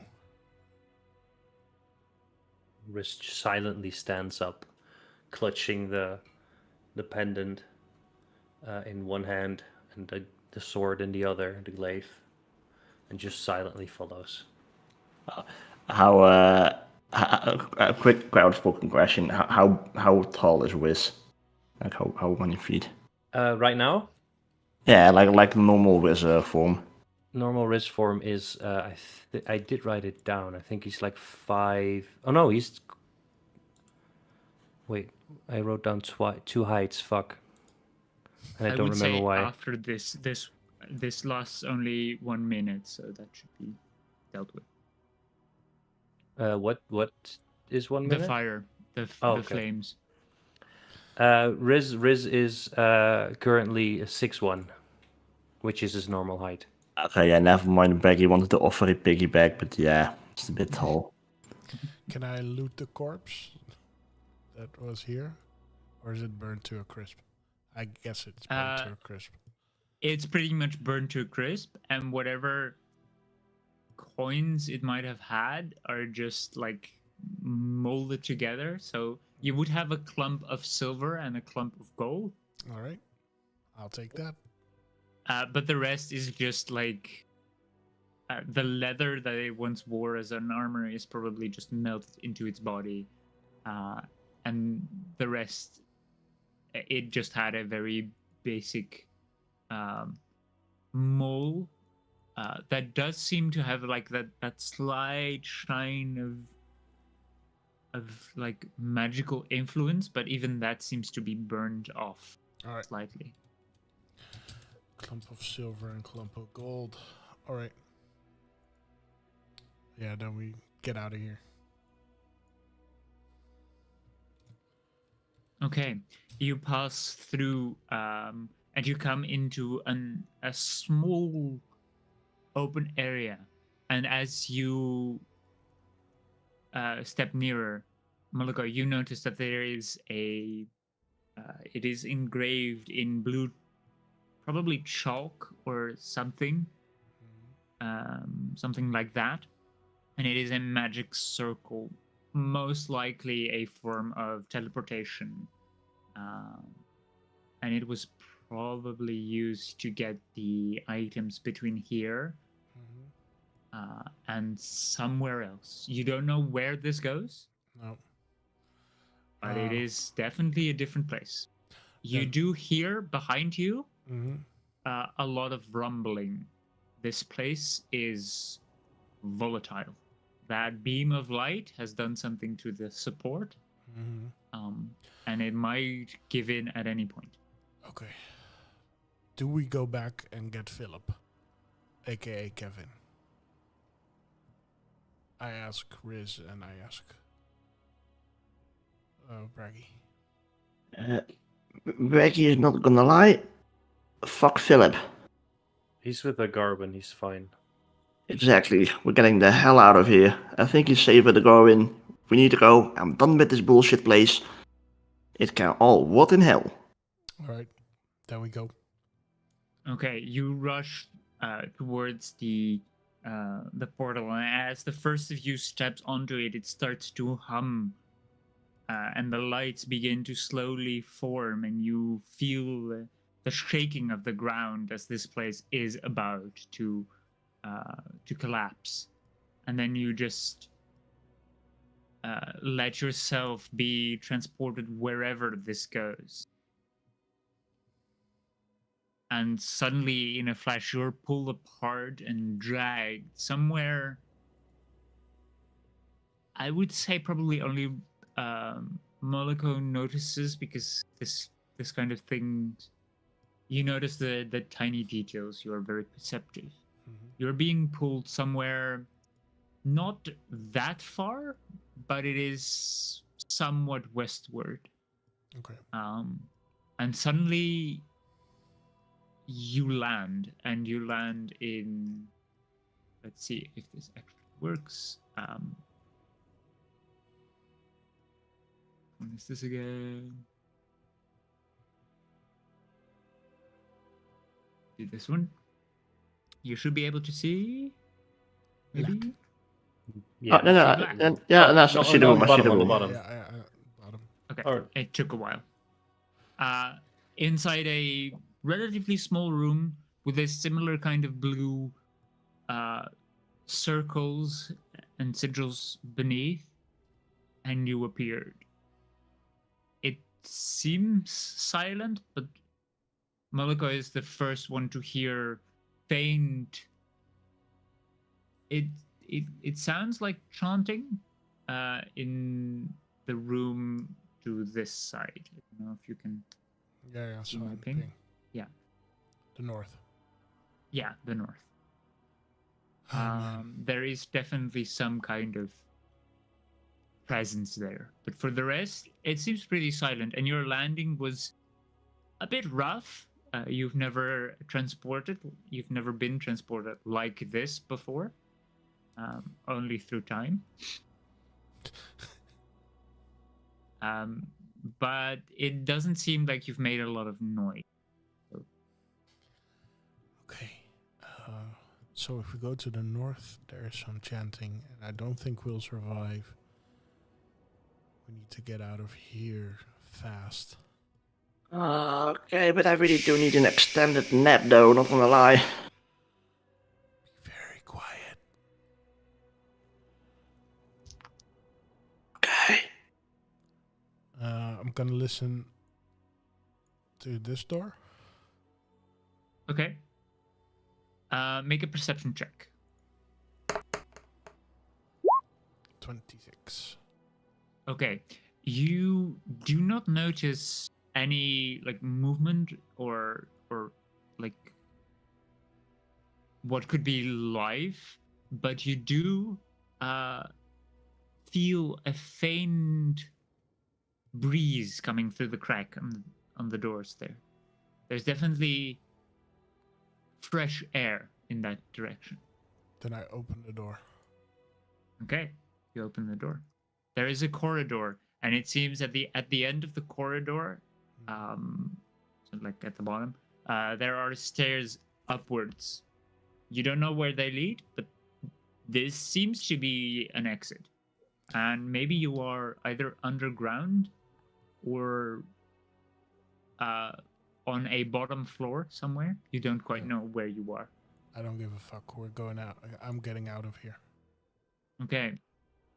I stealthily follow. Okay. Same. Make a stealth check. Oh, that's a million. 24. Okay. 14. And okay. Yeah, okay. You do manage to make it out relatively stealthily, say. And you notice Mulligo, at the top of the stairs, there is a what seems to be like a piece of the rock that seems different. The stairs just suddenly end into a slab of stone that seems impassable. But this is probably a button to open a kind of hidden door. Okay. It is a horizontal slab, so it might be something that is like in the floor of another building, or maybe just in the ground.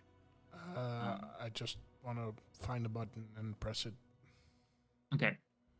The button was easily spotted by your perception check. All right. You just tap the button. You know these kinds of like hidden layers. You've been around, and you get up and you see that where you come out from is a grave. There was something hidden beneath this grave. I'll drag you again. Different spot. This is just for aesthetics. Okay. You suddenly see sunlight for the first time ever. What the hell? And you see around you fields with wheat and a small village. But Moloko, you're the first to notice this village is empty. This is a facade. This is dead. Okay. This is magic something. It might be magic, or it might have just been plundered, looted, and just left. And just only used as a sort of a hidden kind of entrance for whoever these people are. Okay. But the village is not alive. Okay. Is there somewhere we can? I'm looking for a place where we can rest because we really need a rest. There are a couple of hamlets, like a couple of Barns? homes. Yeah, they're between barns and like cottages. Like most of the people that once lived here were probably farmers.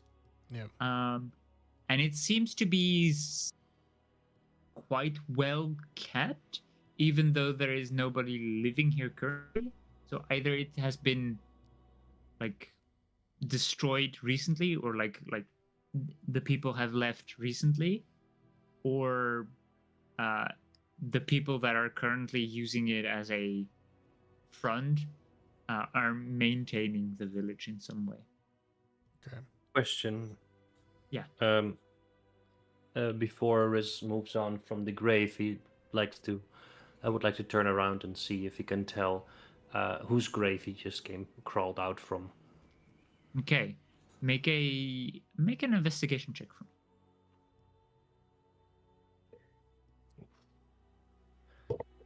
I would say with advantage. Oh, that's real good because I rolled it 12 otherwise. 18 plus 8, so 26. Thank you. Okay. There is, at first, you notice nothing strange about this grave. It's an unmarked grave to some farmer, probably, as there are some farming equipments like in the design of the gravestone. But then you notice the very faint details. It is very clear that there is, in some kind of secret language, a message on this gravestone. And it is, you have to gather it from just only the things that you can see, but you get the idea that it is marked for a specific Reason. demonic or devilish creature. There are a few notes that give you the idea that this might have been purposefully placed here or marked. Is this an undercommon? No. It is not a direct language. it is a very hidden few notes, and the only reason you got it is because you rolled higher than 25. Damn. Do you think there's any way I could try to get the message out of there if I cast the Eye of Ayun? You Also, would probably I glean don't- more information. I don't remember if I've used it last time. I'm very sorry. There's not a way to. I don't think you did since the last long rest, because your last long rest was before the fight with the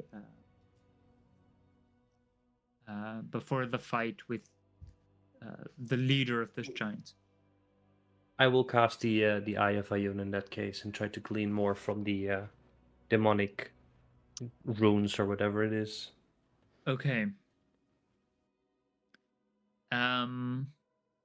I would say I just remembered that you used it to glean information about the ritual, and that I was did. definitely after your last long rest. I did. I will take the damage.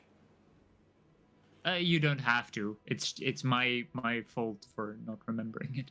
I haven't rolled anything yet, so. Okay, you can. You can force it, right? I can force casting Eye of Ayun, yes. Yeah. But it takes a unit of my blood, so. Yeah. I do have to admit that I overread on one thing, or didn't read it correctly, I think, because the ritual was during. I cast it during the fight. Oh no, it is one action. Never mind. It Yeah, said it 10 is an minutes. action. I got. Yeah, no, Thrown off by the 10 minutes. the moment the duration of one of the effects is 10 Yeah. minutes, or some of the effects, but the action to cast it is just an action. Okay. I will take my D4 damage. Okay. That's a 1 on the damage. That's good. Okay. And the eye opens above me, and as I carve through my skin on my arm. You feel yourself briefly being pulled back into what seems to be a place between places. It's ever so brief, and you see a lot of faint eyes looking at you, and out of each and all of them is a single tear dropping down, and these tears form a pool. And in the pool, you briefly see the reflection of your father. And then it fades, and you are focused now on this tombstone. And you see all the extra hidden details around it. And it is magical. There are quite a few, like, devilish signals in it. There is an infernal origin to these markings. And as you peer deeper into it, there is a name that comes up. The name you do not recognize. It is as far as you can, because you don't actually speak Infernal, I believe. No. It would be Tahomet. So THAMTOTH. Wait, Ta Momet? Yeah. Okay. Thank you. Okay. I'm viciously writing down stuff. You do not recognize the name, but you do recognize that it seems to be the source of some kind of power. And this is very much a shrine to probably of a cult to this Tamomet, but you're not sure. It seems to be slightly faded. It's not entirely sure if this cult is still, like, actively worshipping this, or this is just simply so old that the magic that has once been used on this is just starting to fade. I will make my way towards Braggy and Moloko and ask them, have you guys ever heard of Thermomed? Nah, sounds like a douche. He is, I'm pretty sure. Or she, actually. I don't might know. have. You might have? I rolled a 21 on religion. I would say you do not recognize the name, but upon hearing it, It sends shivers down my spine. it does somewhat. It's not like shivers, but there is definitely some kind of power to this name. They're not, at least in your time, which is 900 years ago, they weren't a great entity, but that might have changed. There is definitely something weird about this name. And this was devilish, not demonic. Devilish, yeah. Okay. It was in Infernal, which is the usual language for the devils. Also, the magic felt very purposefully devilish. Like, demons are destructive usually, Chaotic. and devils are crafty scoundrels. They are manipulators. They are very different from each other. I think we just stopped this Thermomet from gaining power, be it in this plane or in their own. Well, let's hope the, so. The grave said Thermomet. See, I always knew spaghetti was the solution to everything. He might be allergic or something. That's good to remember.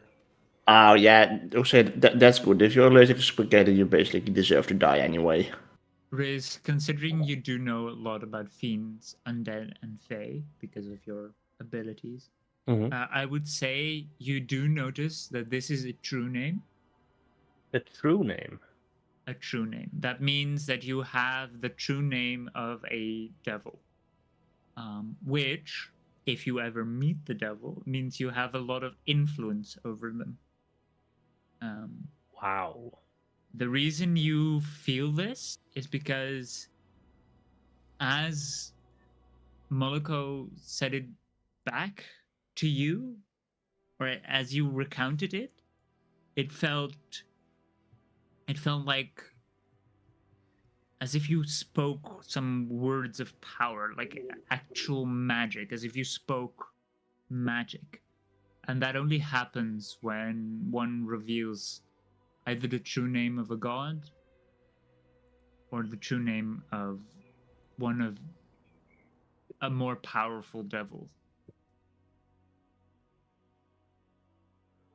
Did you guys feel that once we said the name? Don't repeat it. Moloko definitely did. Yeah. But Braggy, you are completely unaffected by anything. Yeah, so Braggy doesn't give a single shit about names or religions. He just wants a nap. Now, I am thinking, is that because of the dragon in his belly? That might be or not be anymore. But I don't know. Riz doesn't know. Sorry. We need to remember this name, but yeah. What was his name again? Sorry. Bahamut. Thermomet. And I say it with conviction to see if anything happens. Okay, yeah, I would like you to make a wisdom saving throw. Who? Riz, who said the name with conviction. Oh, I wanted to know it out. Oh, in the out of character. Oh God. Okay. Oh I no! thought Riz just said it with conviction. So I did say that out loud, but I did think Moloko was trying to. Oh, okay. Okay. That's fine. No, it's not. I rolled a Now you want natural to know. 1. No, I rolled a Okay. natural 1. You don't Okay. understand. I do have one question about that though. Yeah. If this is gonna happen, does Riz think he might be able to set up communication with the devil? You would not know what is about to happen. Okay. Well, I did roll a Definitely natural 1, not so with a natural 1. no. But a natural 1 it is. I do think we need to honor the dice. It was already rolled. Okay. Then Riz, as it is so often that I call your name, you suddenly twist. Your entire body just begins to twist and break. And both Moloko and Braggy see this. Riz is just being like morphed into something. Oh God. Riz, you don't feel any pain. Mm-hmm. Your eyes and your mind go dull. It's difficult to think of things. It's hard to perceive. It's so tiring. You just fall asleep. And in your sleep, you feel warm. It starts nice, and then you suddenly feel and smell sulfur, and you're burning. Oh no, you're in the 9 rings of hell. You're completely aflame, but it doesn't hurt, but you're on fire, and everything around you smells of brimstone and sulfur and flame. And then you look around, and as you start to regain sight, you feel a connection. Distant, but you are tired and old and frail, and you are sitting, and you look over shattered lands with flame and just puffs of what seems to be like yellow smoke. And you feel old and dying. And you hear yourself speak.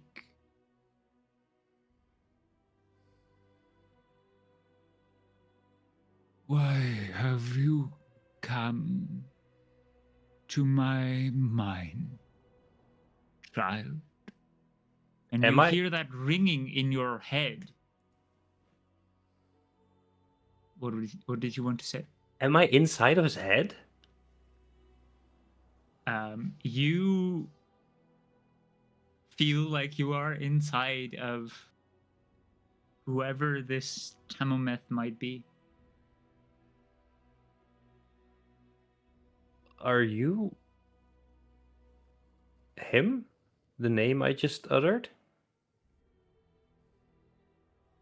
Well, whatever remains, yes. I'm gonna be honest, I didn't know exactly what I was doing. Do you have any power left? You do not know me? Well, not really. I know of devils and the power they possess. Or used to, at least, when I was alive. You're a little fey, are you not? Yes. And you're a devil. Yes. But I do not think you need to fear me much, as I don't need to fear you. little Fae. I am dying. You were My lands have scattered. you were trying to stay alive by claiming the souls.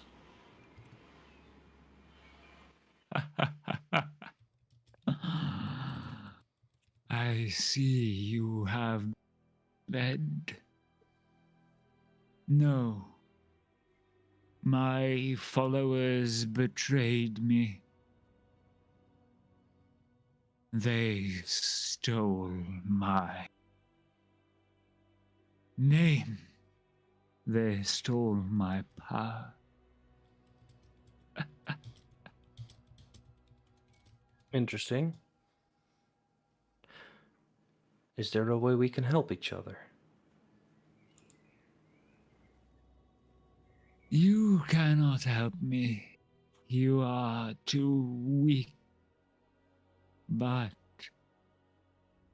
you can make their lives difficult, perhaps.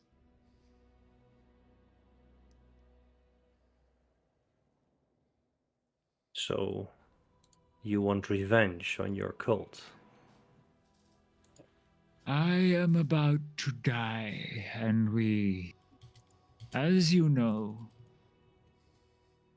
don't really like unscrupulous betrayers.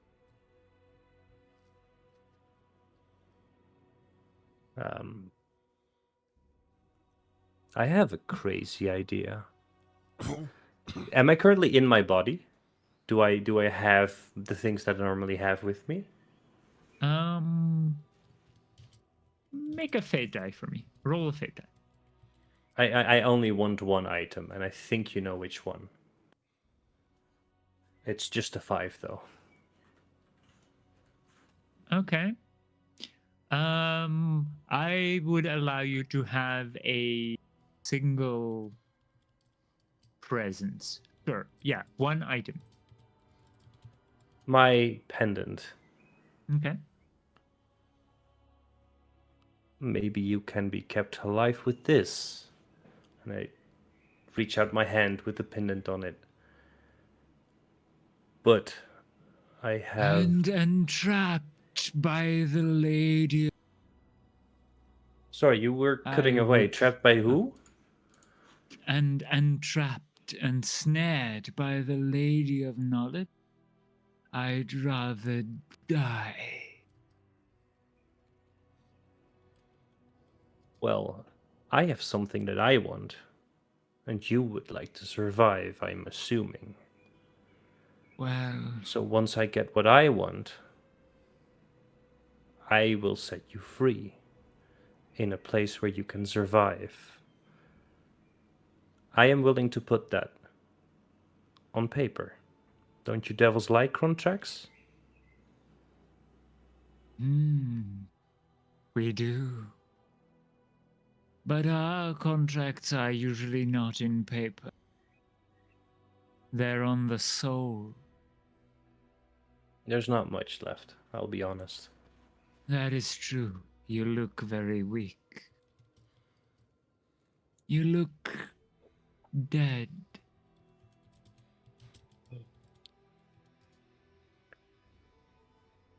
I want to be able to make the choices that need to be made. I can't. You can give me that power. We are currently trapped, much like you are. We are currently dying. We don't know why we are here. We didn't know how we got here. We don't know how to get out. And there's many people trapped with us.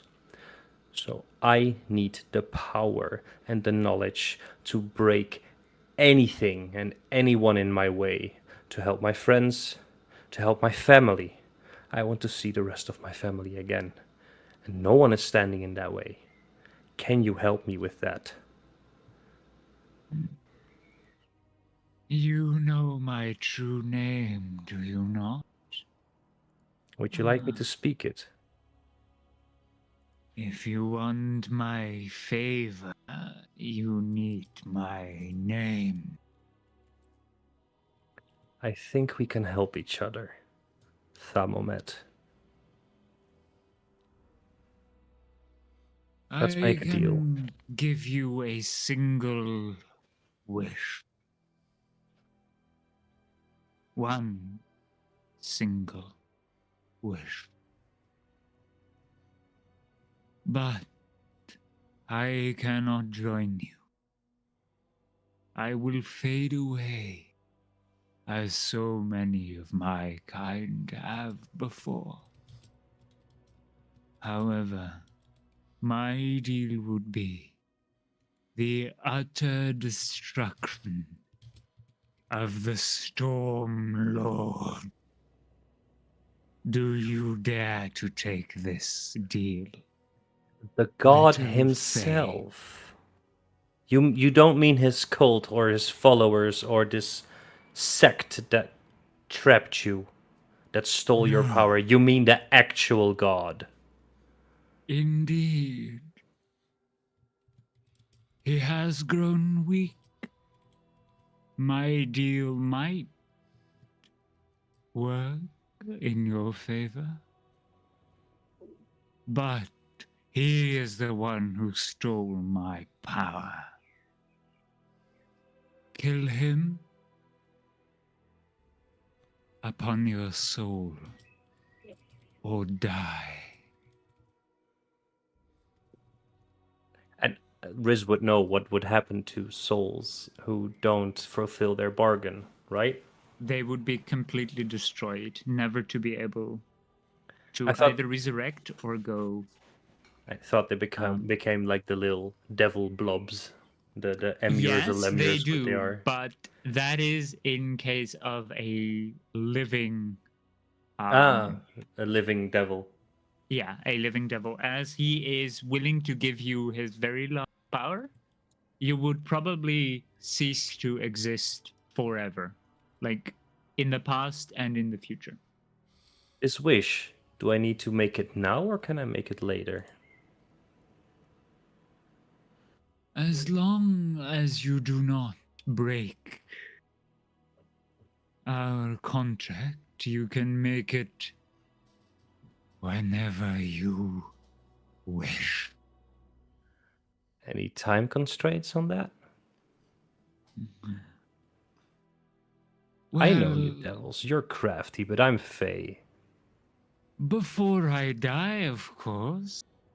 That tells me Otherwise, nothing. your life is forfeit.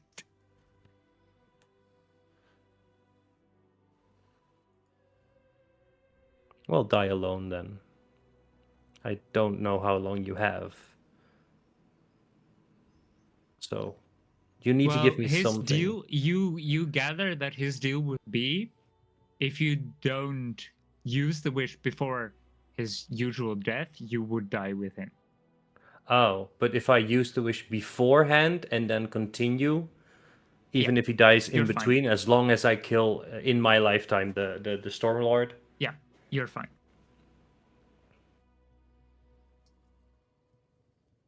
That would mean that if you were to become incapable of killing the Stormlord at The any soul point, is gone. the soul is gone. Yeah. Thermomet. It is a harsh bargain, but it is a wish against the death of a god. Thermomet. I think we're in business. Then it is a deal. And you feel yourself being pulled out from Thermomed, and you feel your own existence actively in front of him. And you feel that you have become, or that you have opened up your soul itself. And you feel faint. You notice that you're not quite as solid as a soul could probably be. Might be the many times you've nearly died or actually died? I'm sorry, I did catch only half of that last Oh. part. Might have been No, the right before that. Oh, you feel that your soul is very faint, Okay. less so than a normal soul should be. Okay. And I return to my actual plane next to my friends again. Yeah, but the soul, you are now bound by soul to Baphomet. Thermomet. Sorry. Yeah. As soon as I feel my actual body again, like physically, I double over. I twist and turn, but not in an unnatural way, but I vomit again and more, and this is a weird black ichor, thick, that comes with it for just a second as it seeps into the ground. And I just stay there for a good few seconds before I get back up. That was Okay. weird. Are you guys okay? Yeah, why wouldn't we? I'm not sure. You did see him suddenly like twist and turn in weird contractions. Yeah, but by this time, this is just normal behavior for it. Can Becky make a comment? Mr. Wiss, I do have one comment though on your shenanigans. You really need to work on your breakdancing, man. It sucked. Yeah, that was a really bad performance. Yeah. Never change. Let's take a rest somewhere. I'm tired. Riz, I would like you, as the contract has now been completely formed, I would like you to make a either a history or a religion check with advantage, because this is considering a fiend. It's gonna be history. That's a 21 or a 19. So 21. Okay. Thermomet is one of the firstborn, as they're called. One of the first of the devils in existence. The first of the devils, as far as you know from the research of your father, but now also that you're actively linked, you gain more insight into it. The devils are children of the infernal, who are the firstborn. And they were gods turned evil in a way.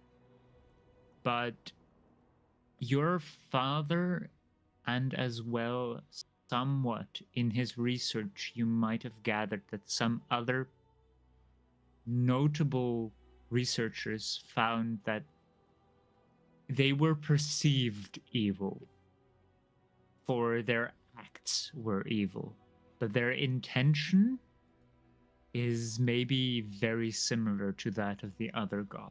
What that is not certain, but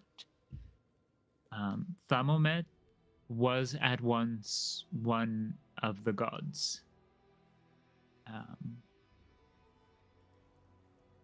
That is something that you found out as your souls are now connected. Got it. So basically, the acts didn't justify the means, but the means were not necessarily evil themselves. Yeah. Got it. That is what your father thought, at least.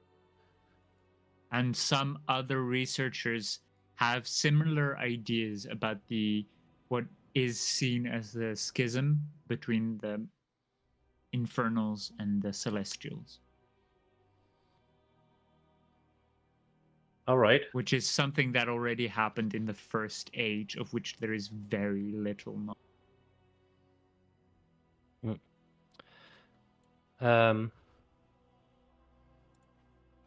I think Riz would turn around and walk back towards the grave if we haven't strayed too much from it while this was happening. Probably not. Take out my pendant and take out the back of the book that he saved after he got turned into an ice cube. Yeah.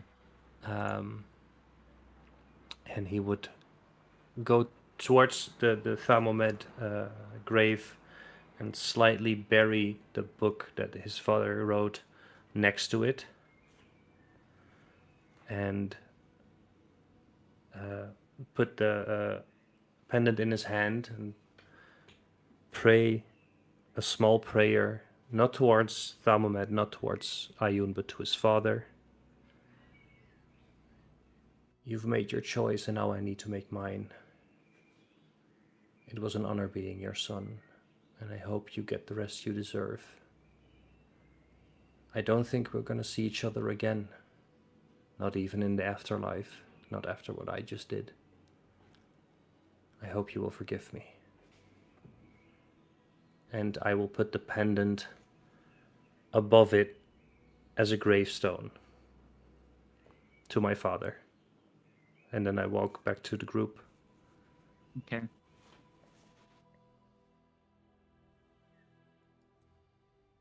Are we ready to go? Yeah, we're Go to take a nap? ready for a sleep, yeah. Yeah, we need to find a safe place, but I don't We already trust found this. Oh, what do you mean you don't trust this? When have you This is ever seen empty. sunlight in this place? Yeah, it's not real, but at least it's empty. If you say so. And I just drop and go to bed. Right in the middle of the village. I mean, he said that we found something, so there. Okay. I think you were meaning one of the cottages. There is furniture in the cottages, and everything seems very real. It does not seem like an illusion, but that might just be that the illusion is way too powerful. I would say you would manage to each and all of you take a very deserved long rest. Finally! I do think you would take rounds, Yes. but in those rounds, as far as I'm concerned, nothing happened. All right. See, I told you it was safe. I missed you, my dear temporary hit points. Both you and Riz do get the 20 temporary hit points. All right. Riz, your first waking day after a deal with the devil, and you feel both extremely powerful suddenly. You have basically a 9th level spell within you, ready to go at any point. Please don't wish for your time. father. But you also feel dreadful. The future is bleak. Your father died. You are alone. And you don't quite know what you're doing anymore. You feel a heavy weight that might come with the fact that you have aligned yourself with a dying devil. What will Ayun say about this? I don't know. You haven't had any reaction from Ayun. I'm not gonna pray to her for a little bit at least.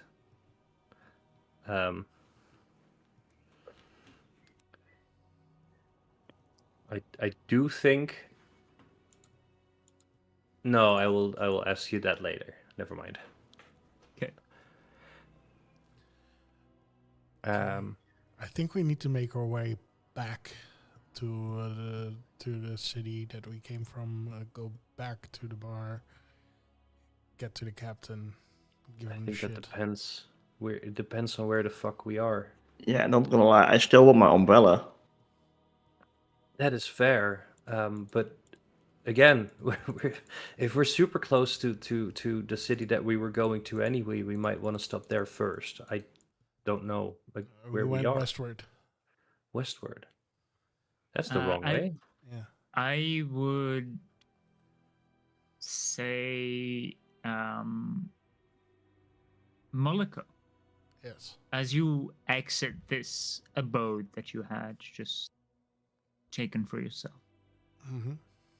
that was empty, you suddenly see there is a around the city, but slightly beyond of it, in the fields of wheat that are constantly growing, and it looks beautiful.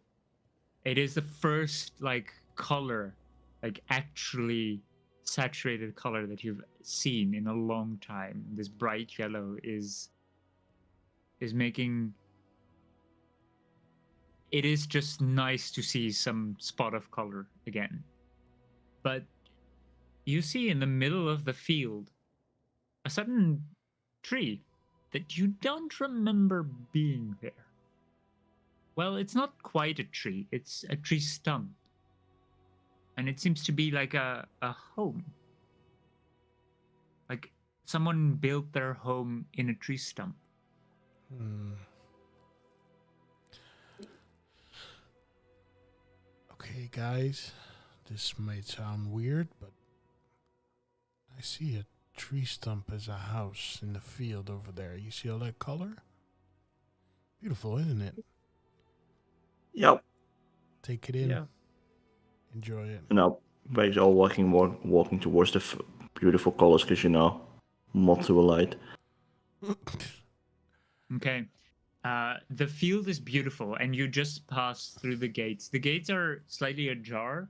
It's not as if anyone is protecting these gates, and you can easily walk through it if you want. Oh yeah, I'm doing that. Okay. Just that.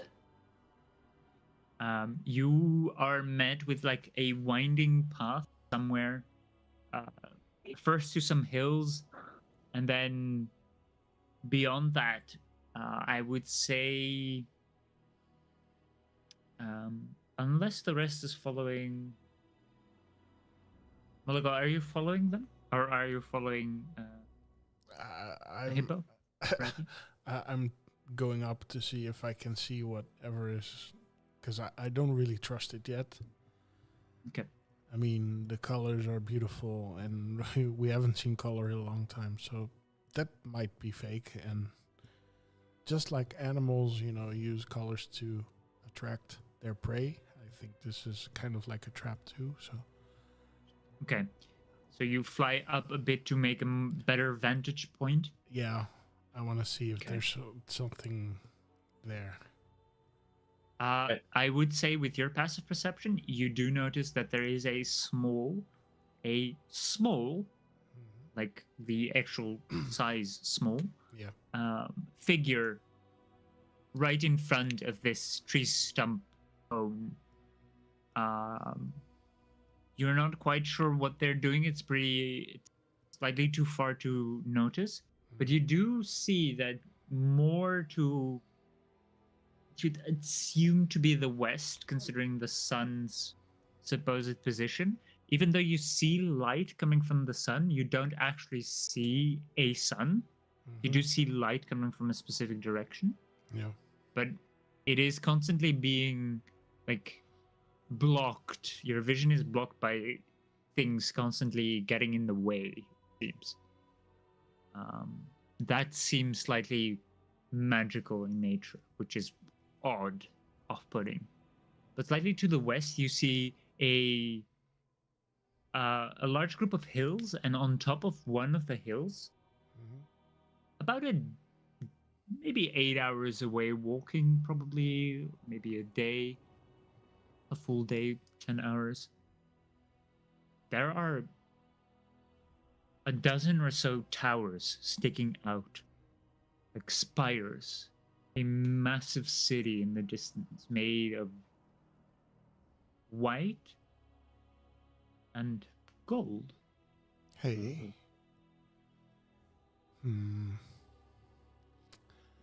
Seems like that's where we need to be heading.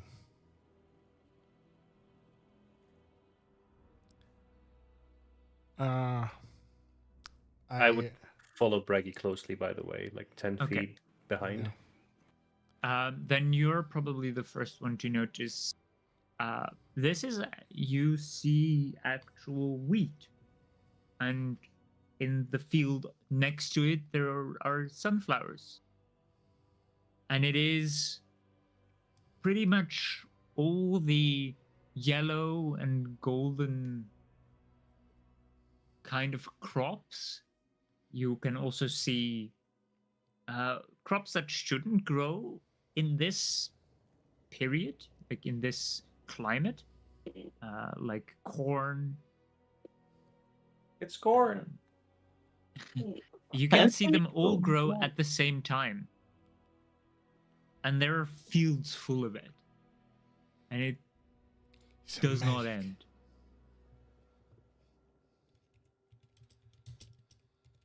And you do see that weird stump as well.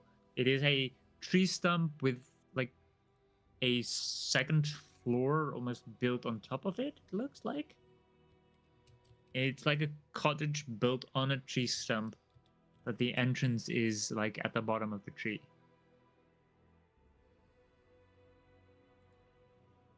Braggy, Yeah. can you slow down a little bit? Let's stick together. We're close to Golden Fields, I think, because I mean, look at the fields. You do recognize these kinds of fields. You had seen them before from a distance, whilst you were being shown parts of the world from Ayun's perspective, probably. Yeah, I didn't mean to metagame. I was just like, oh, these are literal golden fields. Yeah. I think Riz would put Yeah, one on one. but you also do recognize them as you say that. They're very Riz, similar. you reckon I can pick some of the flowers? If you ask them nicely. Dear flowers, can I pick you? Flowers do not seem to respond. I think Might Braggy either needs to be roll an a- insight check. What is Braggy's intelligence? I was gonna no, check. I was kind of gonna say Braggy doesn't care because he kind of was planning on picking the flowers anyway. He has an intelligence Yeah. of 13. I thought you were. Yeah. Okay. Yeah. No. You do not guess that the flowers would mind, Braggy and grabbed one of even the flowers. then, does Braggy really care? No, I was gonna say Braggy doesn't particularly care that much. He just grabs a flower. Okay. You grab a flower, and it is a beautiful sunflower. It is large. It is aromatic for a sunflower.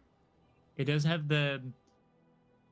If you were allergic to pollen, you would probably be extremely. You would So have an what's the extreme woe? case of hay fever currently. Well, that being said, he plucked the flower, so he's gonna take all the seeds out. Okay. And he like turns back to us. I needed a snack. I'm not judging. Spaghetti does get boring after a little bit. Oh no! It's an enhancement for spaghetti. Oh, Yeah, Oh. adding to spaghetti. Make it even better than it already is. that's fair. You are. Braggy would probably not know, but you, Riz, would definitely know. He is just eating like undried seeds, so they might be a bit chewy and a bit tangy. It's not poisonous, but he might get really constipated. Yeah, it's very fibrous. That's probably not a bad thing considering his tail. Yeah, I mean, to be fair, my diet kind of already exists of spaghetti only, so I don't think it can really get that much worse from there. Yeah, It you comes might out need of my some asshole. fiber. Actually, this is great. Yeah, that's true. That's true. Yeah, I just let him eat it. He's doing his happiness as long as he's not hurting himself or someone else. We don't see people, right? Only Moloko sees people. Only Molko saw a small creature in front of this dump. I move towards the small creature. Okay. Um, Dex saving throw. I would say, yeah, with their best. They just, as they were busy with like the plans around the stump, they suddenly turn up and look at this bird creature that is flying towards them, and you can see that they're grabbing a pretty tall staff for them, but it's only about 1.5 meters. But because they are so small, it looks pretty big. And on top of them, there are candles, but the candles are currently not lit. Mhm. And as you get closer, you can see their face as they look towards you. And it seems like they're wearing a Oh, A mask? mask. Yeah, it's very. Their eyes are. Let's see if I can put. Do I have that one? Oh no, I didn't. I didn't upload. They have very like almond-like eyes, but they're like turned almost 45 degrees, so they're not like human eyes. So this mask is shaped very strangely for you, and that mask is very round, and their entire body is pretty well. Their head is pretty round. Okay. They have a cloak with the cap on, and beneath that you can't really see. It's almost like a triangle shape down. You don't quite know what their physiology is, but you do see that they have at least one arm with which they're holding their staff. It's almost as if they're wearing a poncho. Okay. I would just say in common, hello. No need to be afraid. Let me see if I had a. Oh, welcome. Um, a Lovely. bird creature. Interesting. Who are you?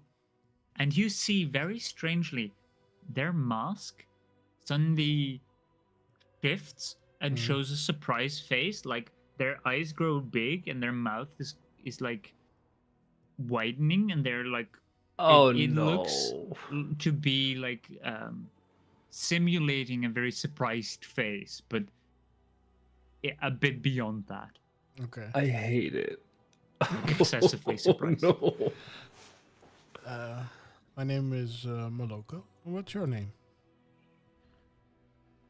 Oh, well, my name is Alito. Hello, Alito. Lovely corn you've got here. And sunflowers. Oh, it's not mine. Oh, I just moved here recently. I see. Where did you move from? Well, here and there, I'm almost always on the move. But this seemed like a nice spot to stop for the night. It does. It really does. I love the house. Are you from around here, then? Well, I used to be. I Long time see. ago. Lost your home, then? You might say that. That is sad. Well, At least I have my home with me. you have your home with you. He is looking towards his shack on the tree stump. Huh. It's a lovely house. Thank you. They're So- very, very good. I can understand, yes. So, you just came here. When did you came here? This is how they look, by the way. Oh, nice. Well, last night, Oh, really? Where did you come yeah. from? I followed the road for a while, but there were some people scared. No. They were traveling up and down the road, and then I just thought maybe I'd rest a little further away from the main road. Hmm. Good choice. The other two, Mhm. Riz and Braggy, you would notice Moloko suddenly starting to fly towards this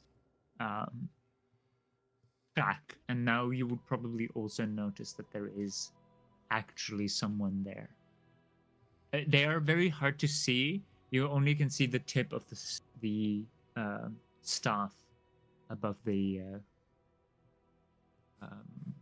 fields, I love the fish. sunflowers. The fish? Yeah, there's a fish on the staff. Oh yeah. In this case, it might be corn. Corn. Give me a piece of that corn. So, do we see this strange face? You don't see the face yet. He's too small to be seen over the field. Fair? But you do see the slight, like the curve of a wooden staff above this field, and Moloko flying around this. What you assume to be a figure? Well, if Moliko's just talking, I think we... Yeah. Oh, but look, Breggy, he's made a friend already. So I hear friends. Let's go. Oh, well, let's meet him as well. So I'm a birdman, and what are you? What's your? You I have a- am. Well, mm, I am just Alito.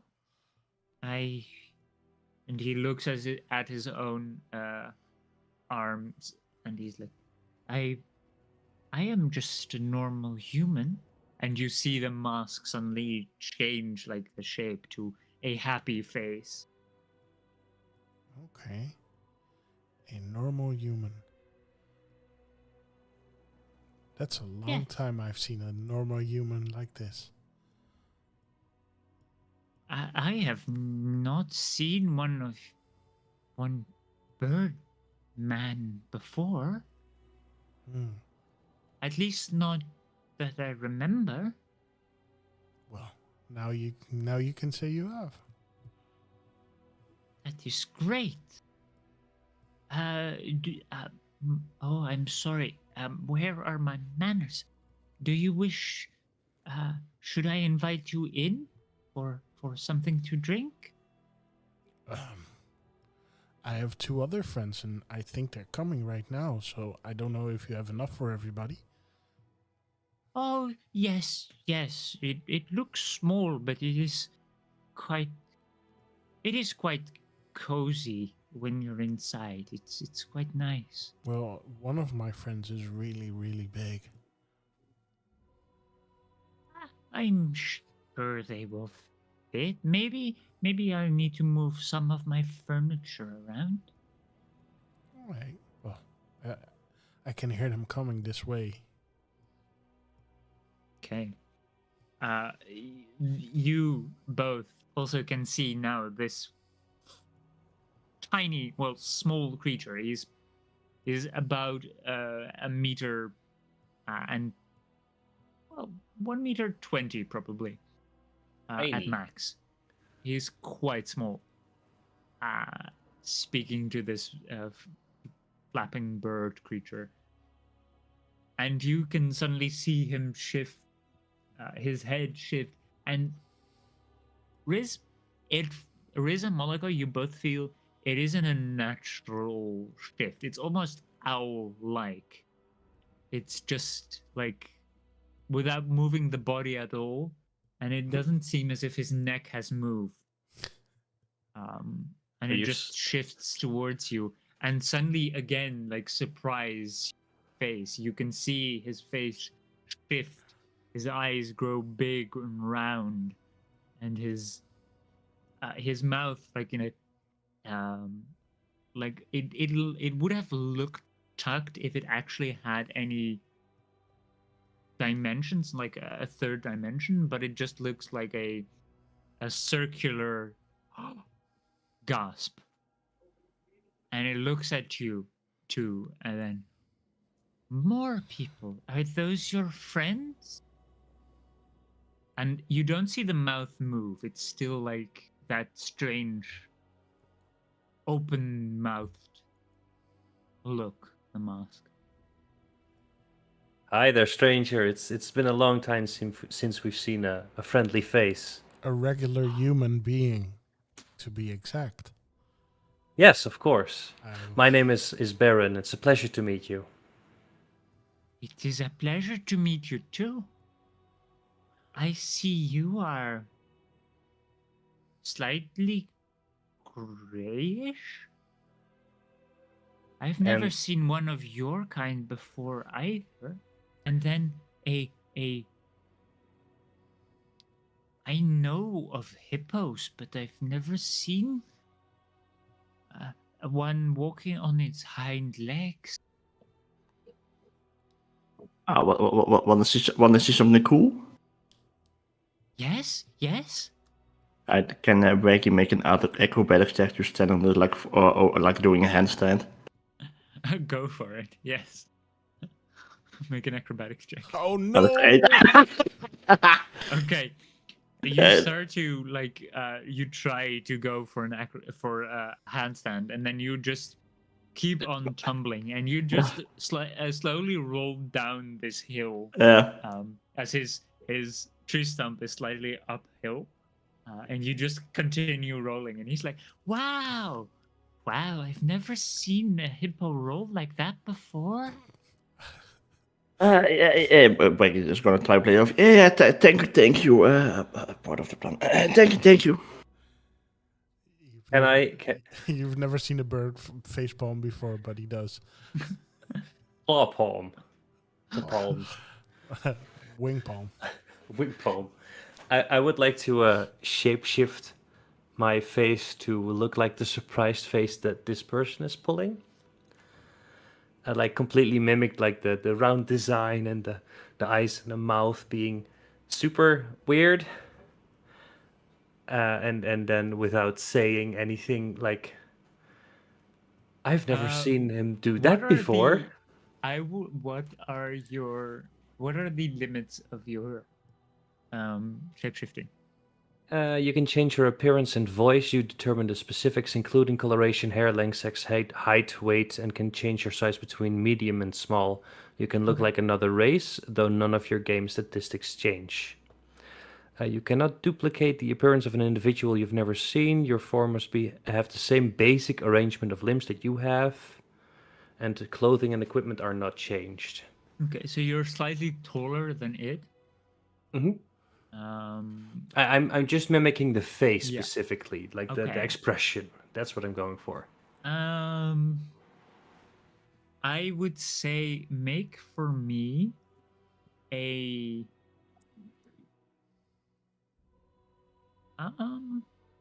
is it let's say an Arcana check. Okay. Fey, fiend, or undead? No. That's a 15. Okay. This is not a creature. this is a beast or an illusion or anything like that, something like that. It's simply not categorized as something of a race. It might Mhm. not be alive. It might not be just simply a creature. It might be something else, but it's very hard to reproduce it. Though you did manage to do it with a 15, it doesn't come natural to you. It's You really have hard to to pull off. strain, and it's not like you're just taking the shape of a different race or being. You have to completely mold your own being to look similar. And what's his reaction to it? The eyes grow even bigger, and you didn't think that was possible. And he's like, wow, I have never seen someone like that before. Is he genuine? Make an insight check. I feel like he's like trapping us with just I don't know. I don't think I have any idea. That's insight. A 9. He seems to be truly surprised at your appearance. He I might have change. never seen this kind of creature before. Do we I have a changed. mirror? So,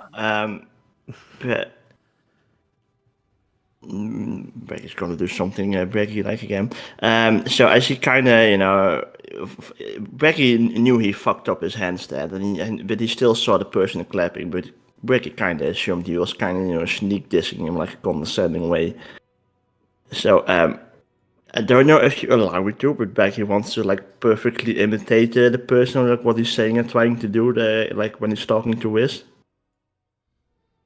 Okay. Just to see Yeah. if that affects anything. Make a performance check. Sure. Let's say 21. Okay. 21. You do manage to mimic their, as far as you can assume, their like tone and their, Yeah, like hand movements, stuff like that. yeah, hand movements, body language, and they look back at you and they're like, and then they suddenly the eyes go slightly smaller and just turn a bit outwards, and they're like, oh, like a different kind of surprise, but not like this is something visual, but more like audible. They just heard something that was unexpected. Like, huh? Okay, yeah, fair. You are all very interesting. Oh, But please, as I was saying to your other friend, I can invite you inside if you have time for a drink. And you see him look a bit like sheepish, like he has a sheepish look to him. I mean, it's pretty nice weather. Can't we like take the drinks outside? I can make us some food if you want. We can, of course, but I have nowhere to seat you. I don't have table outside. Have you ever had spaghetti? You have to try. I have not. I do not know what spaghetti is. Reggie, give him some spaghetti. The bag is already on it. Okay. Give him the spaghetti. You give him the spaghetti, Hmm? and he grabs the spaghetti and moves it towards his mouth. But before it even, Mulligan, you would probably be the only one to actually notice this. Before it even touches his mask-like face, it is absorbed somewhere. He's not eating. He's not chewing anything. Did It he is put the just spaghetti up his ass? It is just gone suddenly. Wow. That is so bad for you.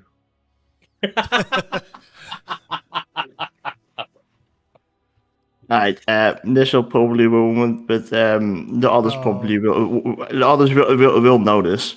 I immediately go towards Braggy and go, no. Step back, step back, step back. No.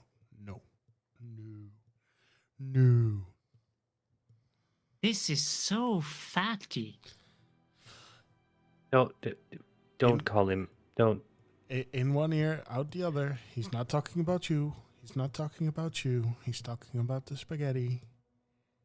Oh, But shit. it That's even does worse. taste very good. Thank you. And I step aside. I must have you try my tea then, as a exchange, a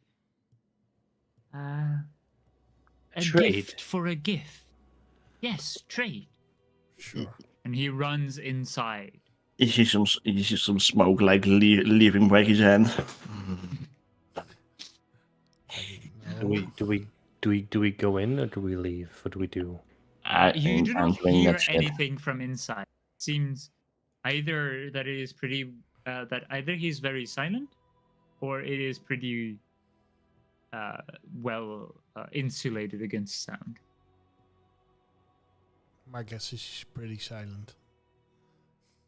Do we trust this person? He's very different. Yes. Let's kill him. No, Braggy. Murder is not always the answer. Sometimes yes. Most of the times yes. If we go in, all three of us, and it is a trap, I do think we can take him. So if we go in, all three of us, and are on edge. No, I mean, we wait outside here until There was he comes always in. the option. There was always the option of just setting the entire tree stump on fire. Well, not in the fields, please. That would ruin the food for a city. Wait. I mean, I think we're kind of the only one here. Well, the city might be populated. Wait. Hmm? I might have a spell. A druid spell. Purify food and water. Ooh. I could cast my eye on him, but I don't know if that's a waste. We could also just leave.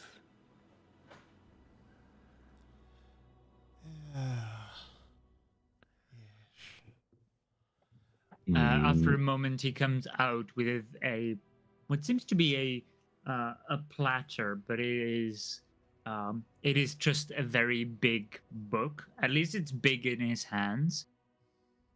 And on top of that, there are like fairly small glasses, and there is what seems to be a warm, hot tea-looking substance within. It has the very slight discoloration of tea leaves, and there is still a leaf in each of the glasses, like floating on top of it. Can Becky, look at the tea?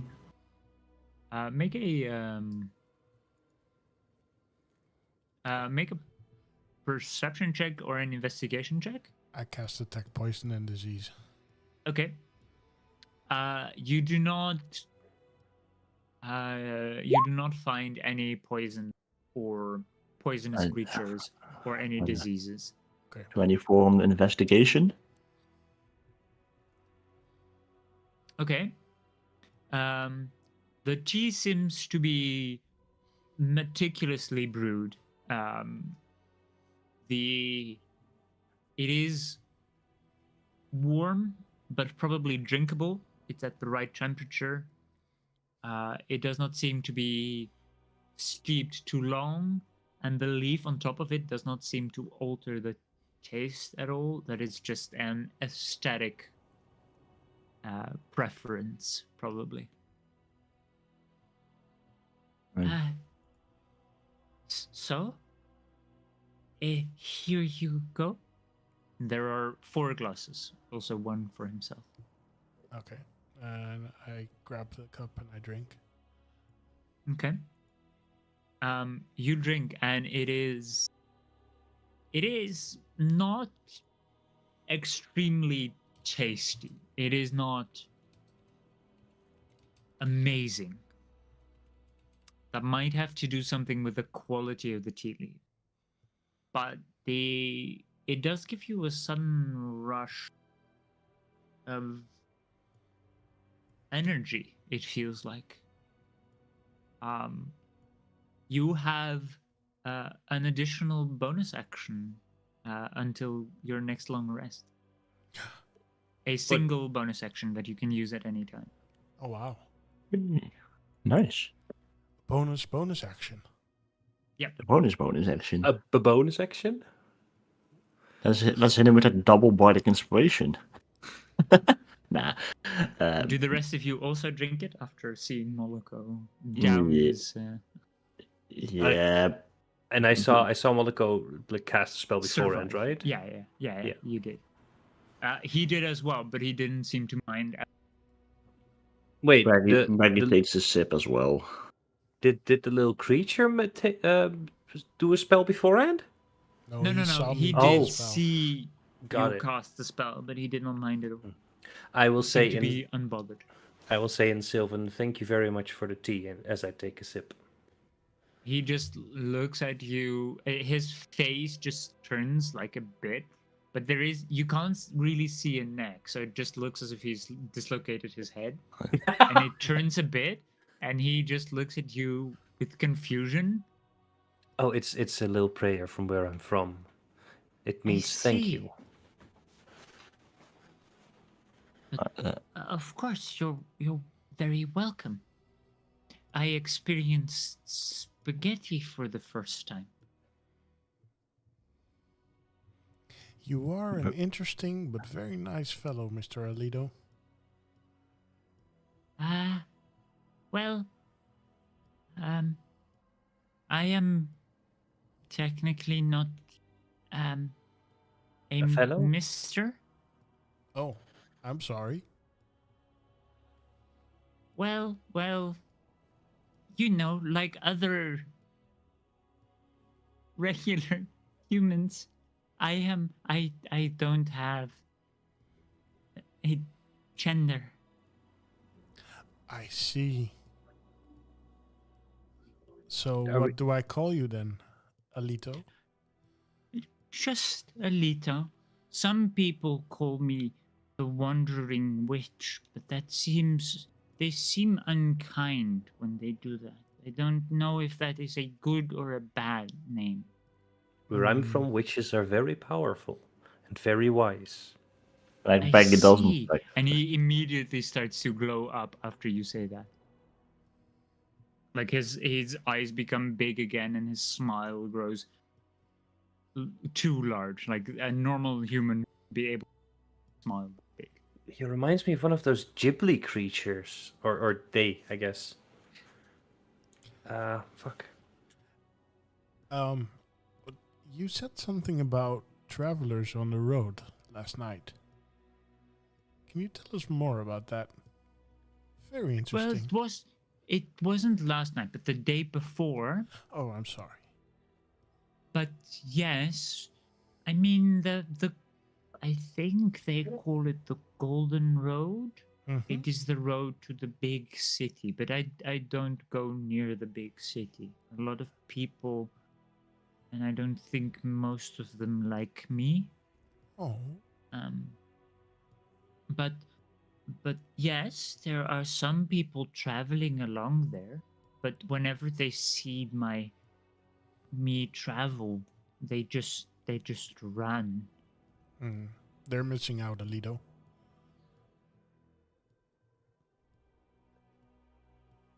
I'm just so sad. They never stop to talk with me.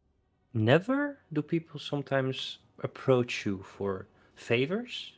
With questions? There has only been one woman. I know she travels with a cart. Huh.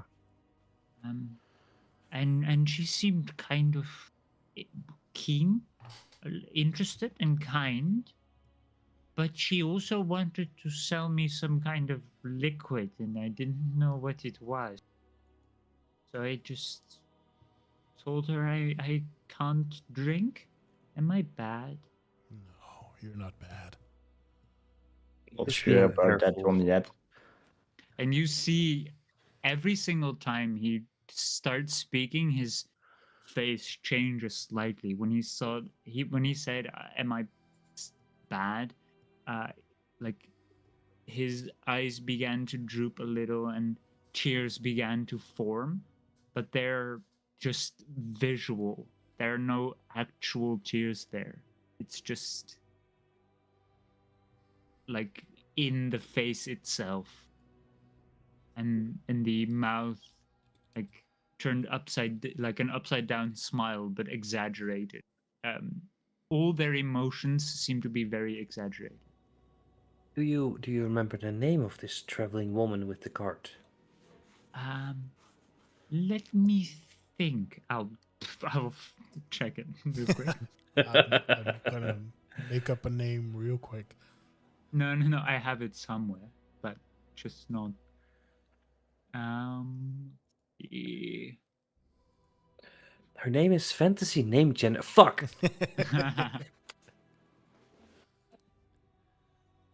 Let's see. It is not this one.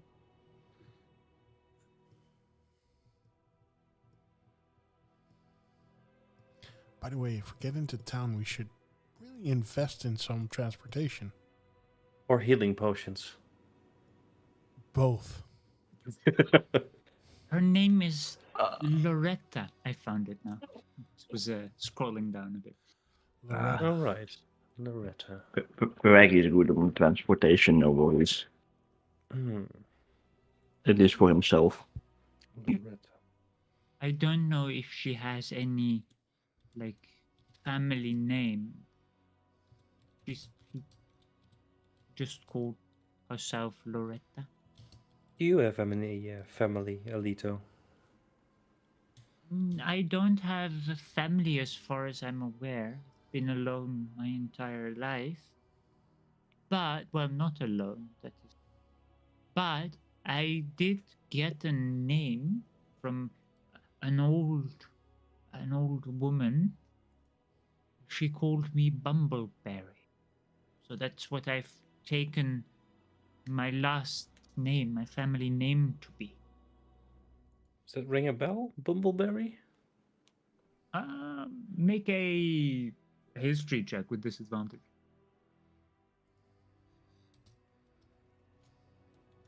It's 13. Okay. There is, but that seems unrelated. That might be unrelated.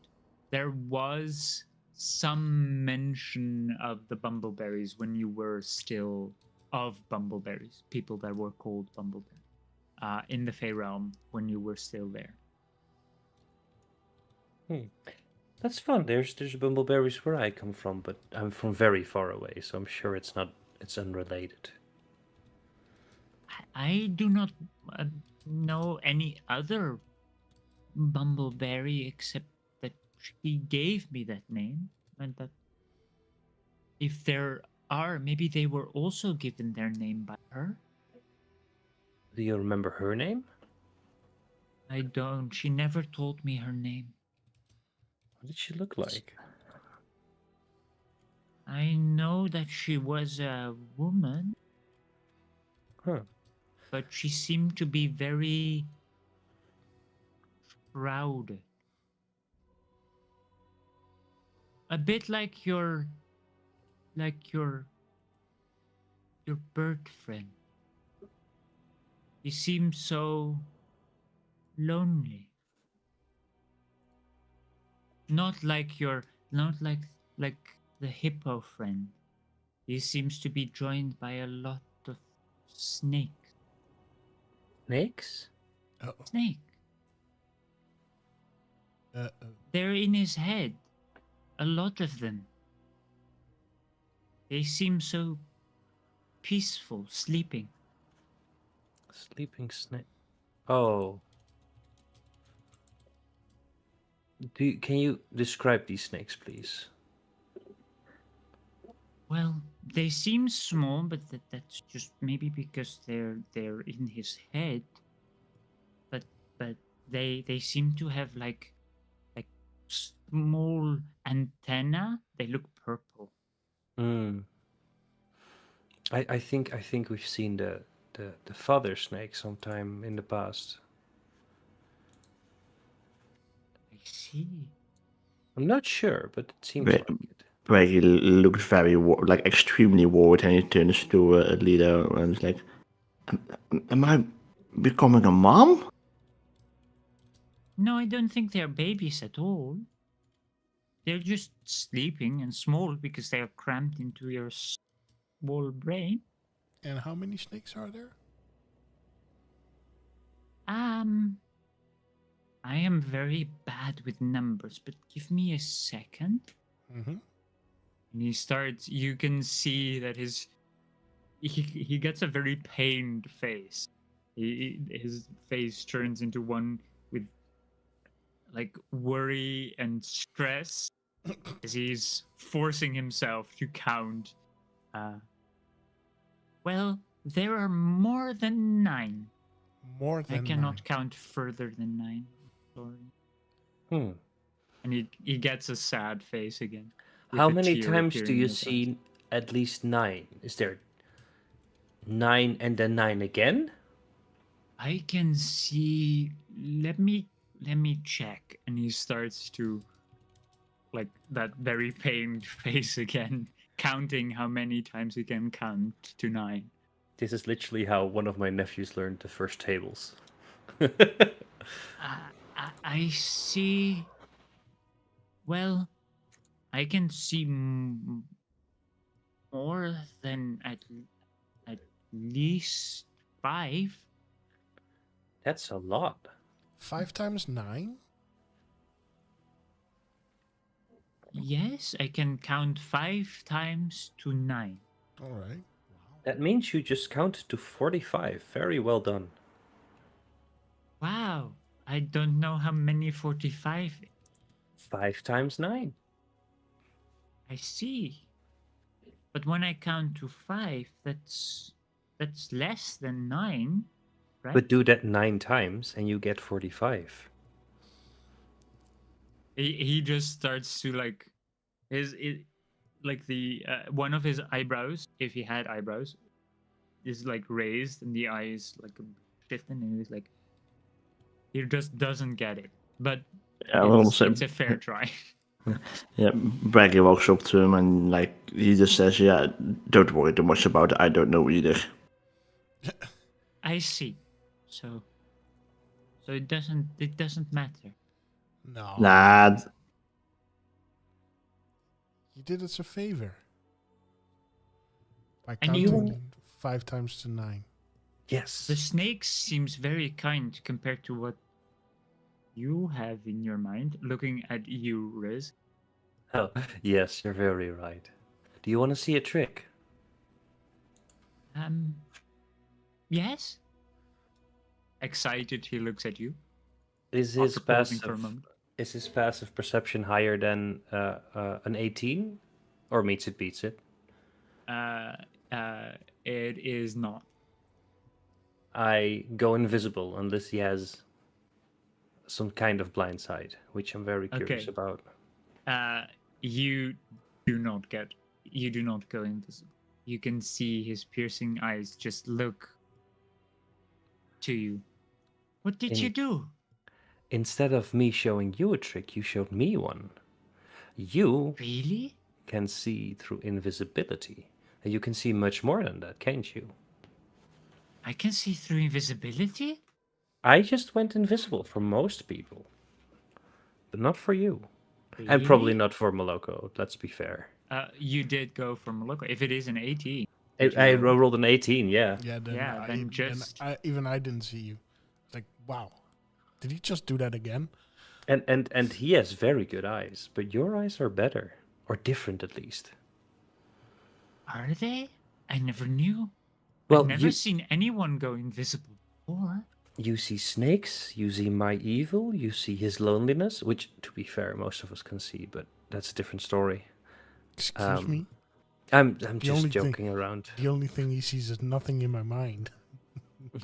I have no That's- extra things. I mean, Well- there are no extra beings in my mind. I wouldn't say that. He just infers this like moment that you have between each other of recognition. And he turns to you again, Moloch. Like, you feel very similar to me, like empty sometimes.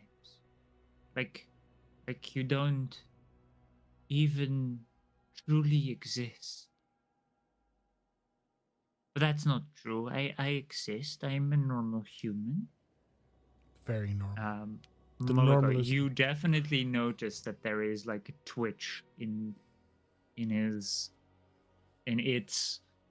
like movements and face. It is actively rejecting the idea that it is not normal.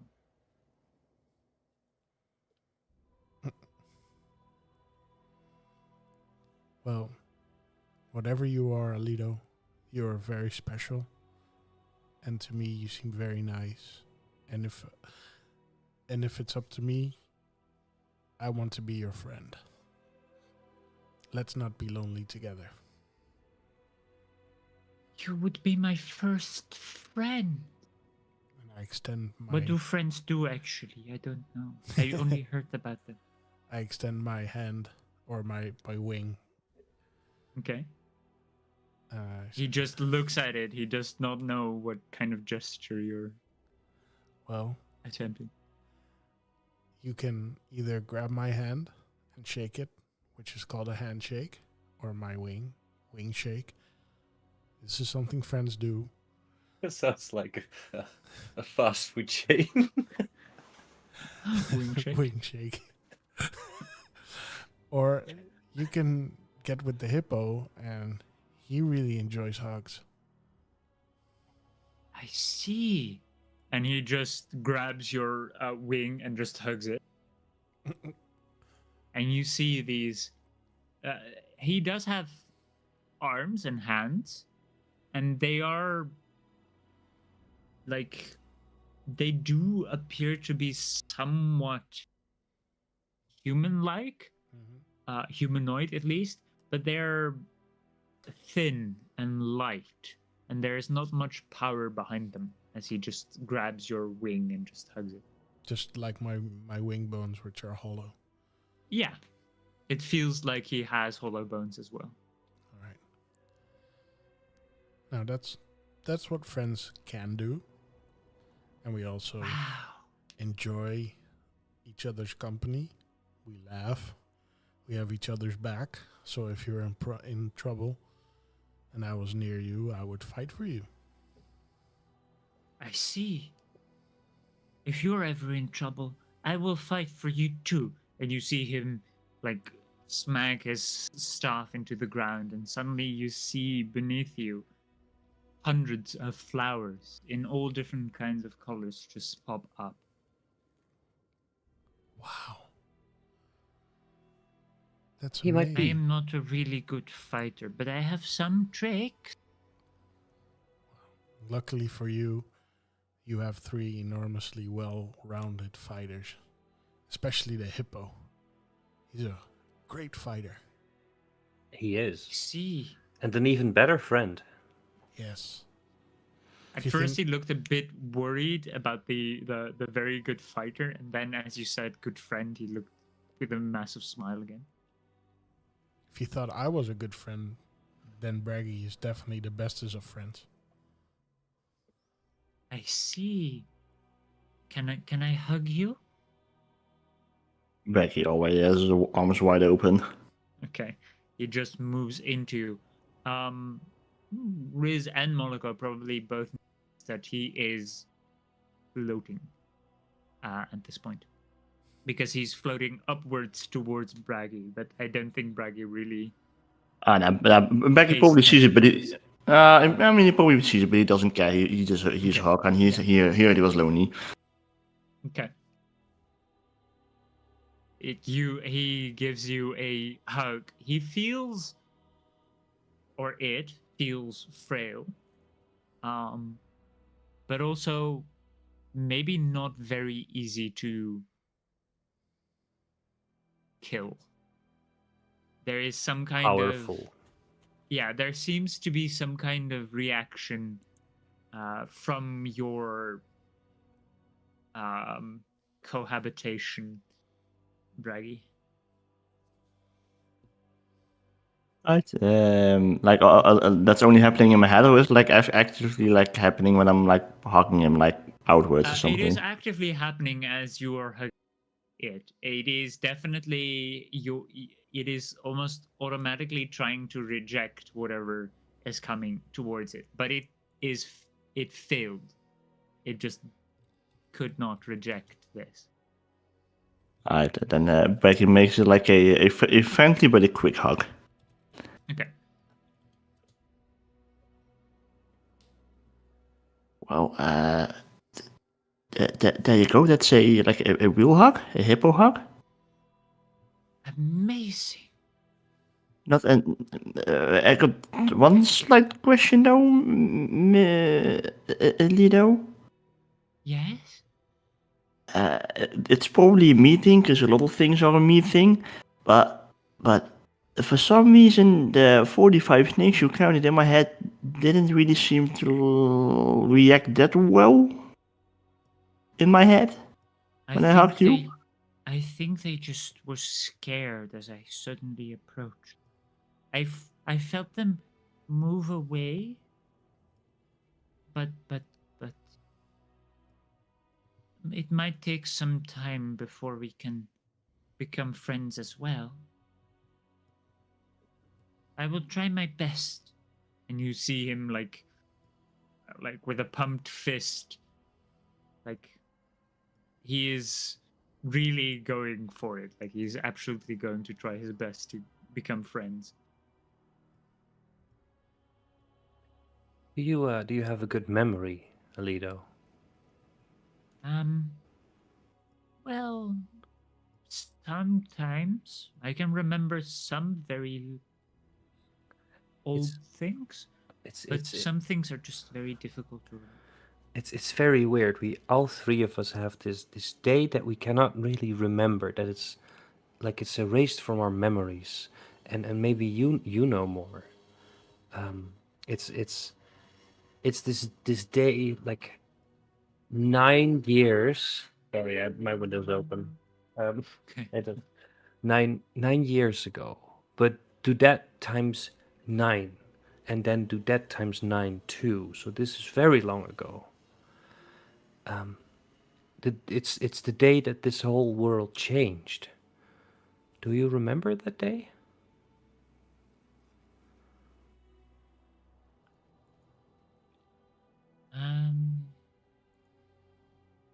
World change? Yes. Like in what way? Like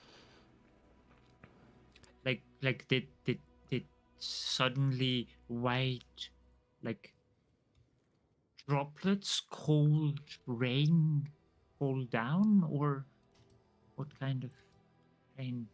Did you just insinuate that you remember the first day it ever rained?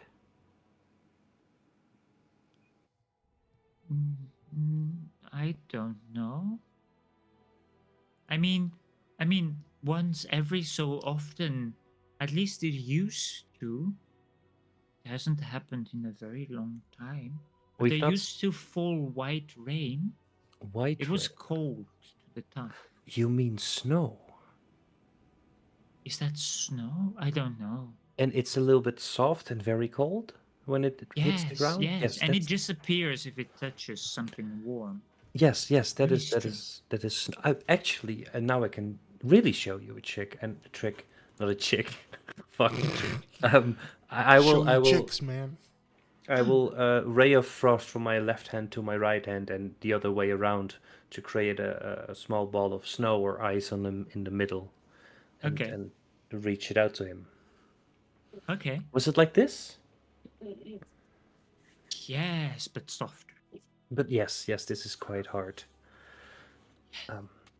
It's the day I mean is the day that the storms up north began. The day that fire and smoke started to appear. The day that golden fields started with all the seasons at the same time to make every crop grow at the same time. The day that the gods took distance.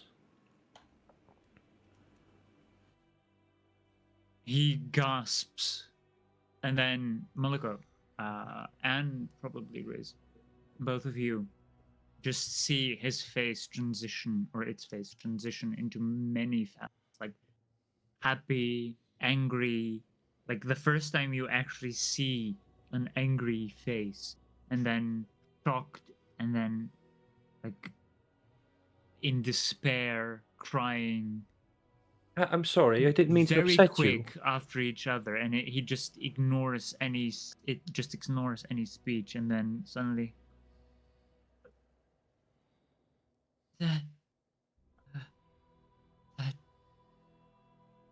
I don't remember that. That makes sense. It's very long ago. I'm sorry if I upset you.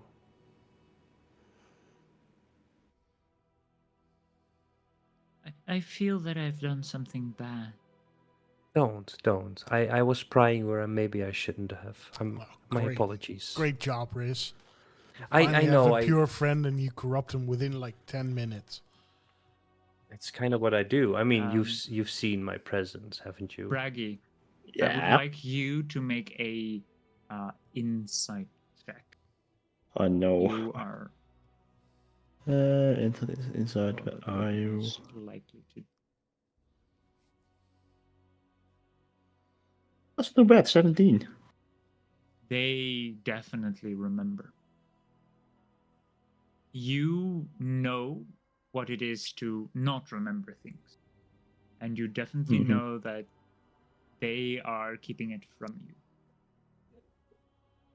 You didn't really think them capable of lying. They don't seem to be capable of lying. But this is very much a lie. Is he still like? I mean, I think he's probably still like a huggable distance from Braggy, right? Yeah. Right, against his own will, Braggy goes in for grabs him for a hug again. Okay. He whispers, "It's okay, you can tell." And he like goes out of the hug again. Okay. Make a persuasion check for me. Alrighty. Who the fuck did we just meet? Oh no, it's only a 14. Oh, wait, no, never mind. You see them again, like rush through a couple of emotions, mainly sad and confused, and then they're like, "I'm sorry. I was bad, but it seems like bad memories. I don't want to remember, perhaps." I understand. We all don't want that. I mean, it's okay to like not wanna remember things, but it's also okay when when you make friends. Friends are there for you to share the memories that you don't want to remember. Make a can- persuasion check with advantage. Oh, I was going for a whole monologue. Damn it! Oh, sorry. No, Continue. no. Go for it. It's a 27. Okay, yeah. You saying friends a couple of times.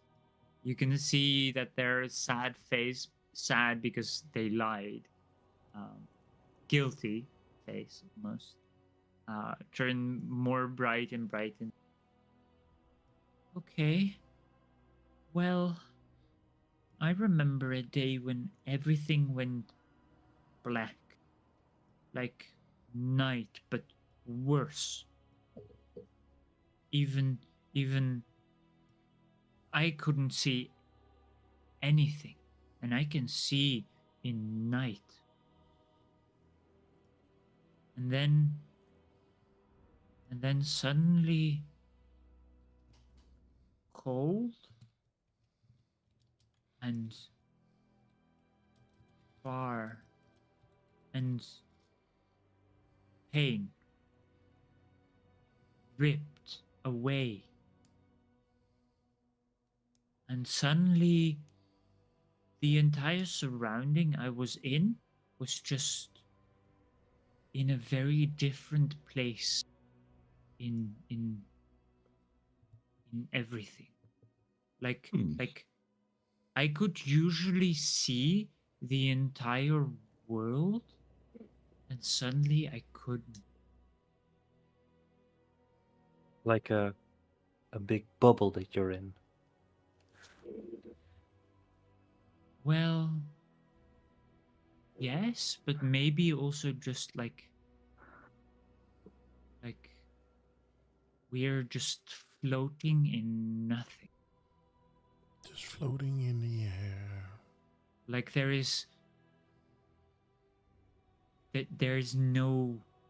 nothing beyond where we are. Which seems so lonely. And he starts to get sad again.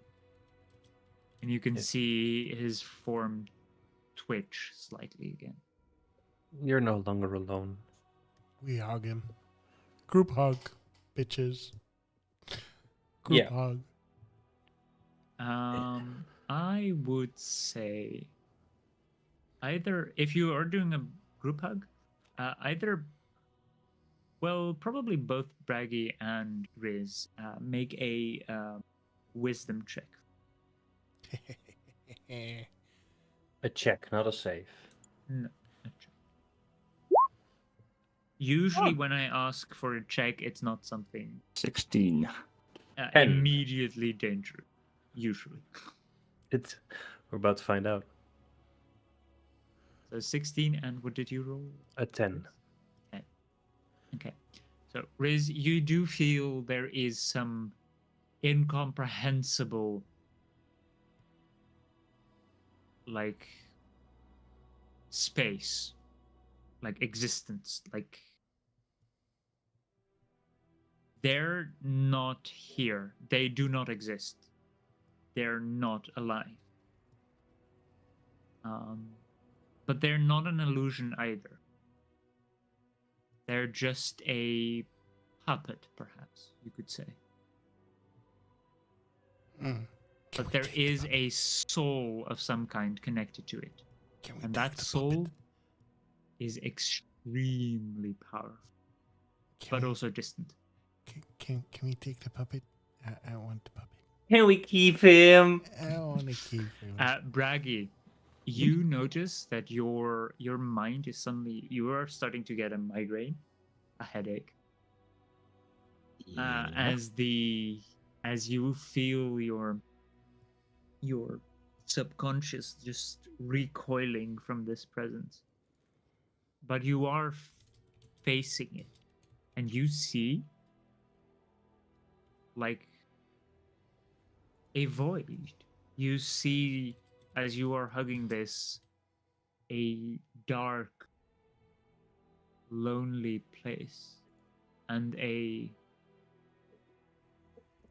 being, maybe a creature, just sleeping alone, cold, floating around. And then you just stop seeing it, and it in your pain resides. Right. Braggy like just sheds a tiny tear. Reggie, Moloko, you're gonna hate me for saying this. Oh God. I want to cast message at him. Oh. Are you sure you want to do that, big There's boy? something or someone beyond, and there's so many answers here. I know. Let's take it with us, and instead of, if you want to cast message at it, go ahead. I'm gonna step 50 feet away from you before you explode. This is the last time I put you together, though. You're right. You're right. You're right. You're right.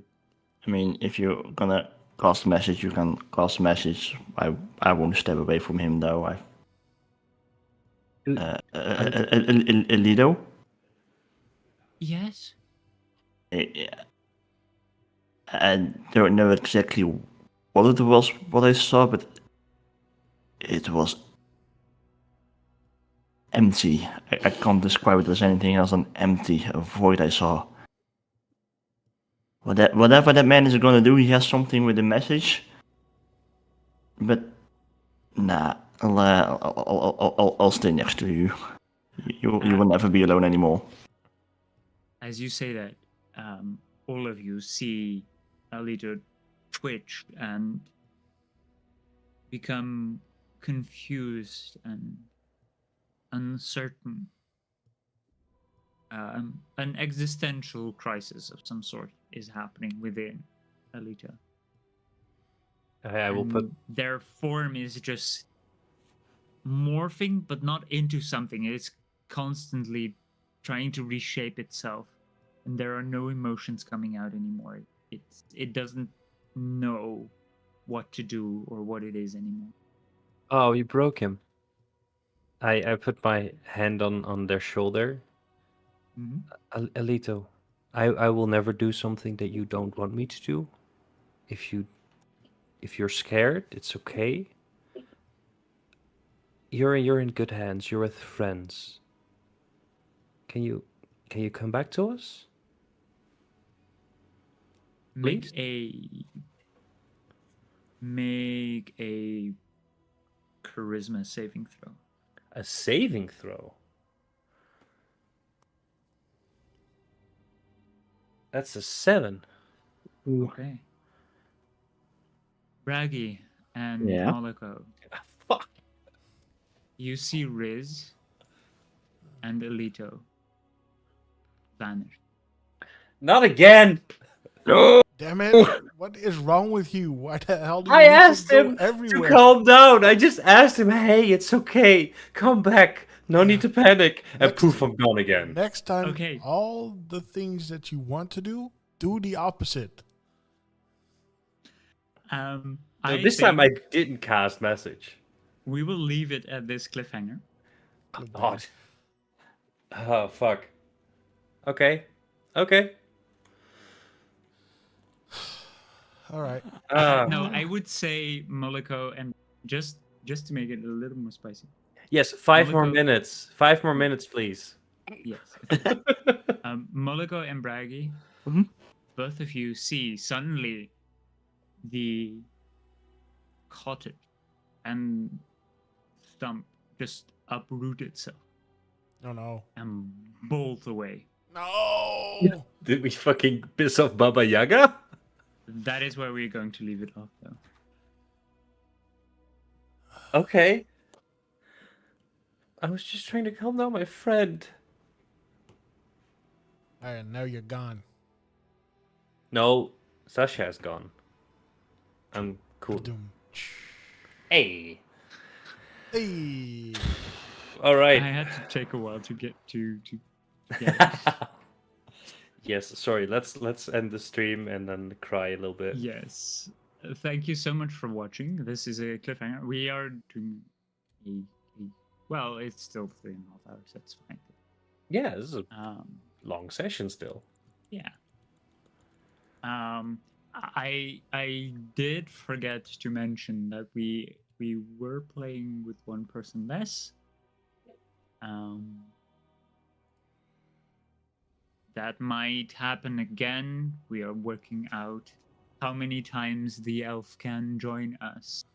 There's a lot of things happening.